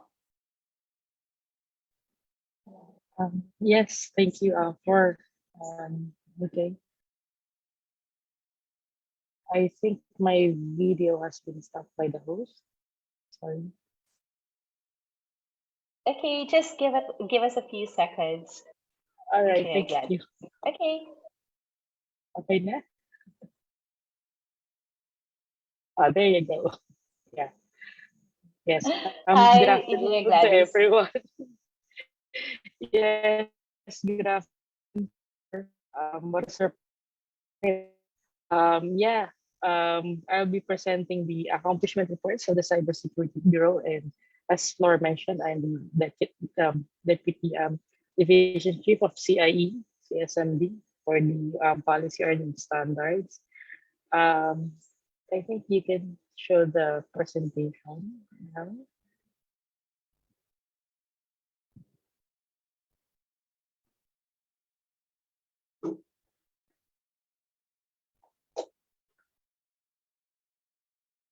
Can you share the presentation?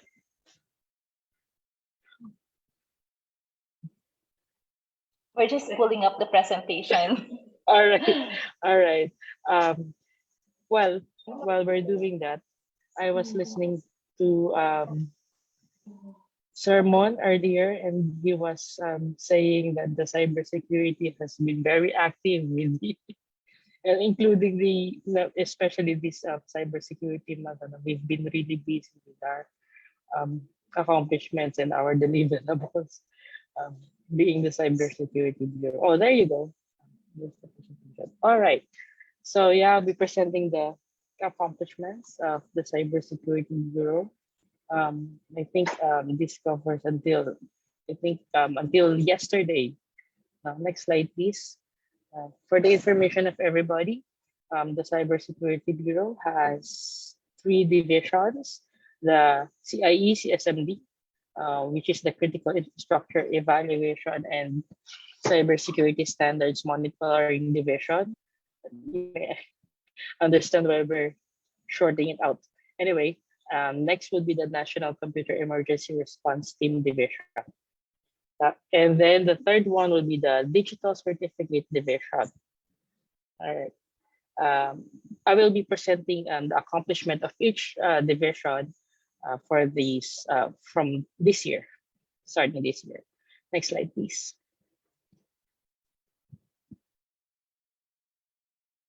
Now, fundamental to a country's cybersecurity policy is a framework for ensuring cybersecurity across critical infrastructure. One of the four key imperatives of the Philippine National Cybersecurity Plan 2020 is the protection of critical infrastructure, or what we call the CIIs. In most countries, like ours, critical infrastructure operators largely reside in the private sector. It is important that such a framework promotes close public-private collaboration and reflects the needs and objectives of all stakeholders. To this end, your Cybersecurity Bureau has been forging strong partnerships with all of the CII sectors to ensure attainment of the national vision of cyber resiliency. For this year, the Bureau has been instrumental in the establishment of 9 CII sectoral certs, 14 government certs, and 121 organizational certs. To ensure the protection of the transportation section, a cybersecurity write-shop was conducted for the DOTR Office for Transportation Security, resulting in a draft policy soon to be issued to cover all 3 modes of transportation. Well, aviation, maritime, land, and rail. To equip the sectoral certs, capacity building trainings were conducted, including cyber risk training, ISACA, cybersecurity practitioner course, threat hunting course. A series of capacity building activities were conducted for each of the CII sectors, including power, telecommunications, banking, and finance, resulting in 1,041 individuals trained in cybersecurity policy and cert establishment. Next slide, please. All right. So during this COVID-19 pandemic, the need for cybersecurity awareness and education has blown to proportions as work, businesses, and education in the Philippines were forced to go online, exposing every individual to cybercrimes and all sorts of cyber threats. The Cybersecurity Bureau took the opportunity to bring the cybersecurity awareness campaign online, tapping the regional offices to do the same, to reach more Filipino citizens. From January to September, the Cybersecurity Bureau, together with the DICT regional offices, has developed 13 cybersecurity awareness modules and conducted 69 cybersecurity webinars, which have reached 96,439 Filipinos. With the need to reach more people, we have launched a training of trainers program to create a multiplier effect. On our first run, we had 100 participants with affiliations ranging from the regional DICT regional offices, academe, local government units, and CSOs. To supplement the promotion of cyber wellness, we have also published 13 infographic campaigns and advisories, reminding everyone of the current threats and what must be done to avoid or remediate them. We have engaged 627,000 individuals on this. We also see the need for the adoption of cybersecurity standards in information technology and operational technology to protect the supply chain and subsequently the Filipino people. On this end, we have jump-started the dialogue on the development of a unified cybersecurity standard through a forum which was attended by 75 participants from government agencies involved in standards and various industry partners.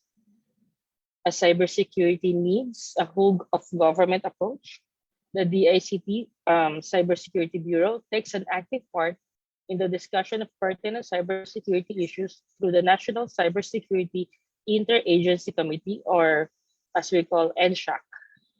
To date, We have hosted 11 NSHAC and NSHAC related meetings. We have also hosted the third ASEAN-Japan Cybersecurity Working Group meeting. Next slide, please.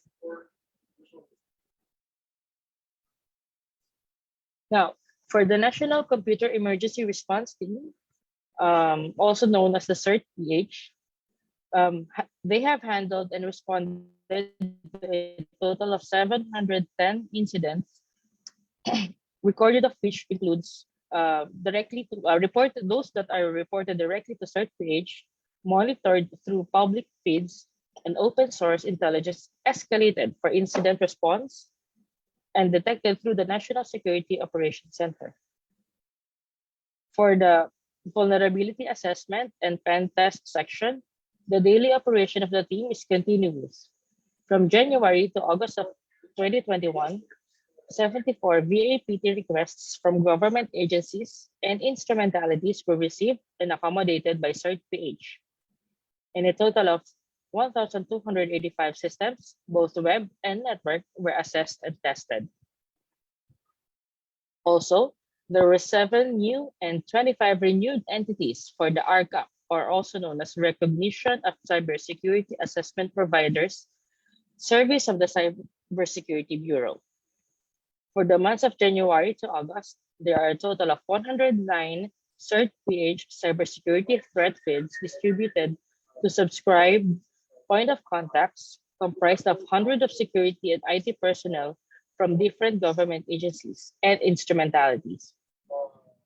And 21 security advisories were published to the NCERT website and distributed to the subscribed personnel to the daily CERT-PH cybersecurity threat feeds. The Security Operations Center was able to issue a continuous cyber incident notification, or SOC reports, to all connected priority agencies, with a total of 218 SOC incident notification reports issued from January to August 2021. Next, please. Thank you. One of the strategies under the first key imperative of the National Cybersecurity Plan 2020 is the protection of critical information infrastructure. Is the establishment of a program for the cyber drills and exercise. The annual cyber drill event shall be a mandatory compliance for all government agencies in order to sustain the development of our cybersecurity towards the desired maturity level.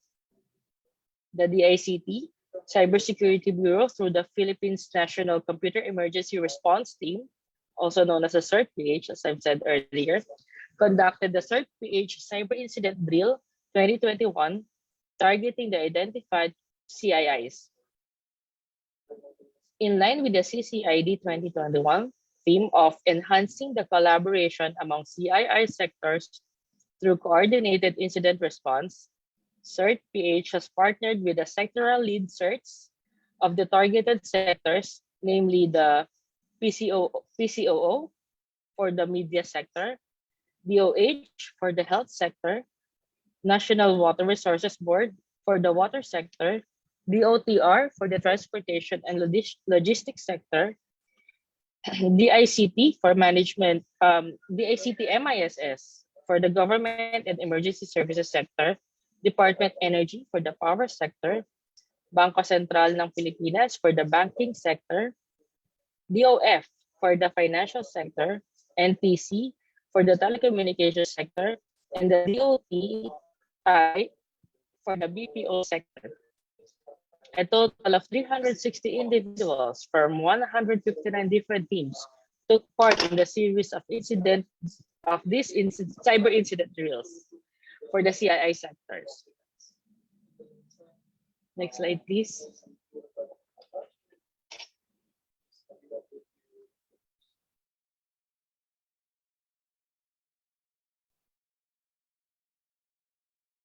All right, thank you. As going digital is no longer an option, but rather the default of government. Government agencies are now shifting their transactions online.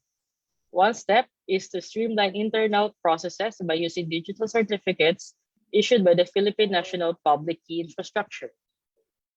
The PNPKI has issued a total of 29,714 digital certificates, and 22,725 of those were issued in 2021. To date, there are a total of 34,454 individual applications received via the support email and the newly launched online registration system portal, while 120,990 applications were submitted by various NGAs in bulk. The PNPKI team has also conducted 85 trainings and webinars with a total of 4,584 participants and provided technical support to 3,000 subscribers. There are also 3 department orders released on the designation of additional PNPKI personnel in the central and cluster offices. With the release of the COA Circular 006-2021, the PNPKI team is anticipating an influx of applications nationwide on top of the expected 300,000 applications from DepEd personnel who will serve as electoral board and board of canvassers for the upcoming national and local elections in 2022. I think that's the last of the report from the DCD. And that completes the cybersecurity accomplishment reports for the year 2021. And yeah, for Thank you so much, Engineer Gladys. That was a very comprehensive report of the accomplishments of the Department of Information and Communications Technology Cybersecurity Bureau. And I think we have some questions from the floor. I see a very brave soul raising her hand. Can we give Miss Marchi Galindo? Am I right? Can we allow her to talk? I think she has a question. Our Director for Cybersecurity Bureau, Director Jose Carlos P. Reyes, and as well as Engineer Gladys would be at hand to answer your questions. So let's allow Ms. Marchi to talk. Hello, ma'am. Good afternoon. Hi, good afternoon, Ms. Marchi. Good afternoon. Thank you for this opportunity to hear me talk. My question would be, since it's about the cybersecurity month,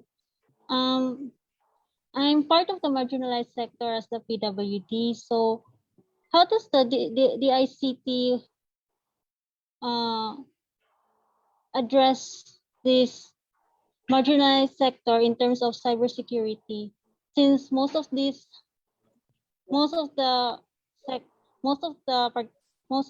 people in this sector are the most vulnerable and the most easily exploited when it comes to cybersecurity, since they're not that, most of them are not able to access the technology. And for that matter, would there be any trainings will be offered by the ICT for this marginalized sector? And that's all. That's all, ma'am. Thank you, Ms. Marchi. I will let our director answer your question. Okay, thank you very much, Mr. Marchi. Magandang hapon sa ating good question. Our trainings, advisory, mga advocacy training, competency building, capacity building activities are focused doon sa vulnerable sectors. Lalong-lalo na yung mga children, especially yung mga person with PWDs. So in essence, I adhere to your concerns about yung accessibility. With this one, rest assured, wala namang wala hindrance for you to join our training and capacity building activities. Just make sure you write us, give us a ring, write us a letter to have your intentions be heard. And definitely our group will be assisting to your requests and queries. Marchi?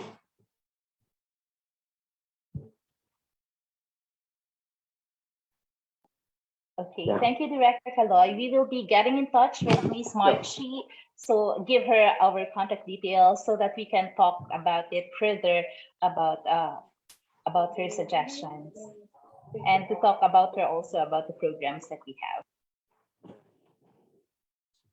Okay, so I don't.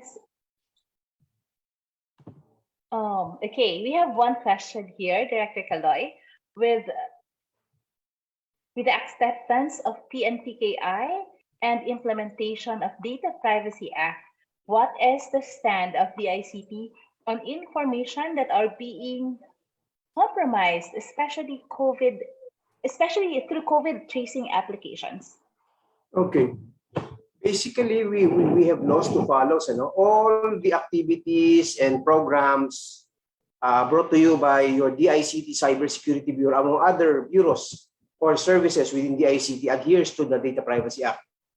Please do take note that we had issued memorandum circulars relative to protection of critical infrastructure, as mentioned earlier by Gladys, protection of government networks, protection of supply chains, and of course, the protection of individuals.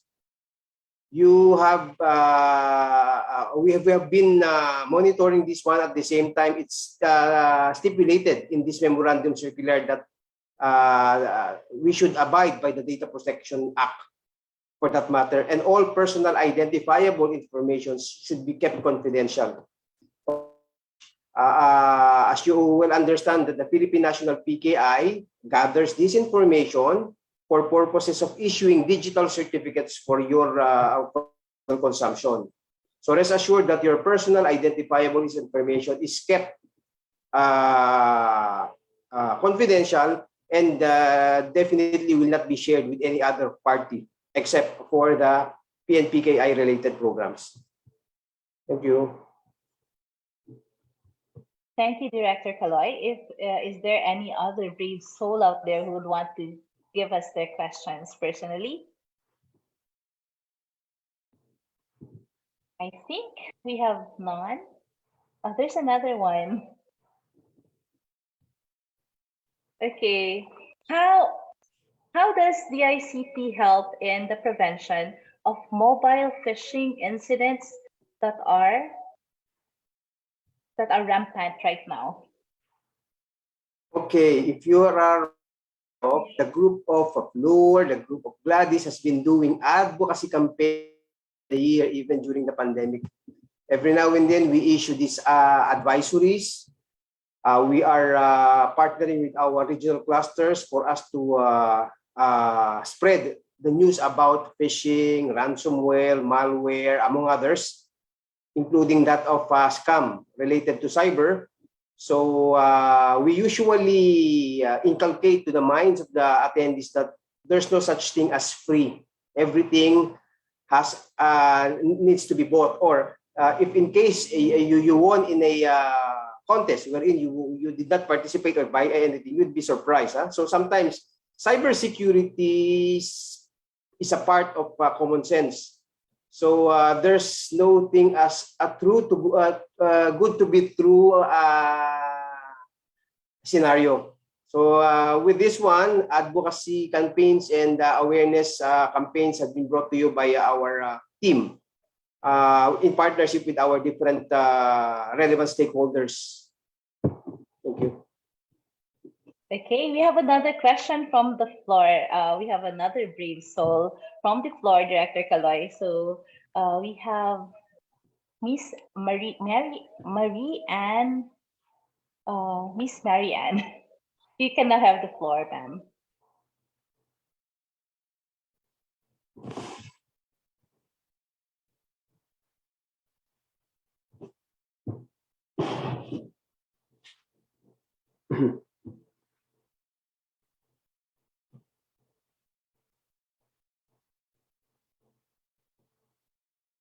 Miss Mary Ann Balaguer. Okay. I think baka nagkamali lang ng raise ng hand, sir. Okay, so if there are no more questions from the floor, let us now go to the closing remarks. Thank you. By the way, we'd like to thank everyone for joining us for the 4 sessions of our Philippine International Cybersecurity Conference. I know it's quite a lot, no? 4 days, but you've kept with us and you have sinubaybayan ninyo ang mga topics namin that are quite interesting. And thank you very much for that. And now we have come to the end of our Philippine International Cybersecurity Conference for 2021. And to officially close our program, may I call on, of course, you already know him, our very masipag Director Jose Carlos P. Reyes of the Cybersecurity Bureau. Thank you very much, Flor. It has been a long day. So actually, I am attending a 2 to 3 simultaneous meeting within the day. I thought I was just closing the meeting. At any rate, there's a question and answer portion pala. Hope I answered the questions and hope it helps in your concern. Anyway, distinguished speakers, colleagues, fellow public servants, and everyone participating this last day of our Philippine International Cybersecurity Conference 2021. A safe, secured, and pleasant afternoon to you all. Since last year, the pandemic crisis pushed us to adjust how we live. Due to these logistical limitations and national guidelines and protocols in place, our usage and dependence to ICT increased. However, cybersecurity has always been the norm prior to this crisis. Even in 2015, the Philippines was tagged as the social media capital of the world, as netizens of the country were spending more than 4 hours a day. Fast forward to 2020, for 5 years, we are still the social media capital globally. Let's see if we still have the crown this 2021. The constantly changing times, including the onset of the pandemic and the advent of emerging technologies, have drastically altered the way we perform our duties and responsibilities. There are certain groups whose desire to take advantage of these drastic changes in our society and are now using advanced and sophisticated technologies to carry out their plans. Thus, the need to continuously develop measures in protecting the cyberspace to secure the Filipino people. Since its launch in 2017, the Philippines National Cybersecurity Plan 2022 continues to serve as the country's roadmap in protecting every Filipino in the digital realm. If you have been with us since day one of our PICC 2021, you may have noticed the variety of our panelists and resource speakers who have celebrated the National Cybersecurity Month with us. We have been establishing partnership both locally and globally to ensure that we are informed and efficient in terms of our cybersecurity capacity. The conduct of this Philippine International Cybersecurity Conference is one of the ways we want to withstand our momentum as we move forward. As our nation works towards digital governance, the support infrastructures that power our virtual environment must be able to sustain operations before, during, and after any cyber incidents or attack. Day one of the Philippine International Cybersecurity Conference focused on fully understanding the importance of a critical information infrastructure in the digital economy. We took a deeper look at the different aspects of CIIs and the role it plays to the national economy. Cyber incidents could lead to paralysis of communication infrastructure, international financial systems, critical government services, and even energy control systems. As such, your Cybersecurity Bureau continues to forge strong collaboration and partnership with all the critical infrastructure sectors, each with their own unique set of challenges in cybersecurity. Day two of the PICC delved into the protection of government networks. In its national security policy, the Philippine government recognized the growing dependence of agencies on all components of cyberspace. The growing dependence, especially at the onset of the pandemic, increase exponentially the level of exposure and vulnerabilities to cyber attacks. Disruption to government information systems could mean breakdown of essential services much needed by every Filipino, especially during this national health crisis. Distinguished panelists, including international partners, shed light onto the strategic importance of cybersecurity for the protection of the government. The challenges in cybersecurity are multidimensional. Therefore, the need to approach it from a multidisciplinary perspective is relevant. Day 3 of the PICC provided a deeper understanding of the objectives of the businesses and supply chain protection. To promote secure and efficient move of goods, foster a supply chain system that is prepared for and can withstand evolving threats and hazards, and the ability to recover from disruptions. To achieve this, our Cybersecurity Bureau works on enhancing risks management efforts that include addressing unknown risks and managing the risk in the supply chain. Today, the day 4 of our PICC celebration revolved on the protection of individuals. The protection of every Filipino is primary to the function of the Philippine government. Protection is not only confined to the physical environment, but also applies to cyberspace. To protect ourselves, the cybersecurity awareness level must be increased. The government will not be able to combat and address every single adverse event that occurs in cyberspace. However, when we equip citizens with the right knowledge and their awareness is increased on cybersecurity, half of the battle is already done. Several awareness campaigns are continuously rolled out by the Cybersecurity Bureau as a parallel activity on building up our technical capabilities to protect and secure our cyberspace. National cybersecurity strategy not only focuses its effort on local and domestic collaboration on cybersecurity matters, but also includes international partnerships. Hence, we made sure to include among our distinguished speakers our international partners, including partner agencies from the US, Australia, Japan, Israel, among others. Collaboration with multi-stakeholders help build the cornerstone of a resilient ICT-enabled governments. Allow me to borrow WHO statement on the current pandemic. No one is safe until everyone is safe. In the same manner, cyberspace is one arena where no state can afford to secure itself on its own. The need for cooperation cannot be emphasized enough because no one is secure until everyone is. I would like to personally express my appreciation to the organizer of this great event, including our facilitators. Keep it up, cybersecurity team. Our job is not yet done. As we continue to push for cyber resiliency, undeniably, this entails challenges. But do not fret, the DICT is with you on this. Together, let's all strive for a cyber-safe and cyber-resilient Philippines. Thank you all for the celebration. National Cybersecurity Month with us. A secured, safe, and happy weekend. And mabuhay. Maraming salamat po. Maraming salamat, Sir Kaloy. So we really cannot overemphasize the importance of cybersecurity, of security online. And so before we end, we'd actually like to thank some people, a lot of people who helped us make this conference happen.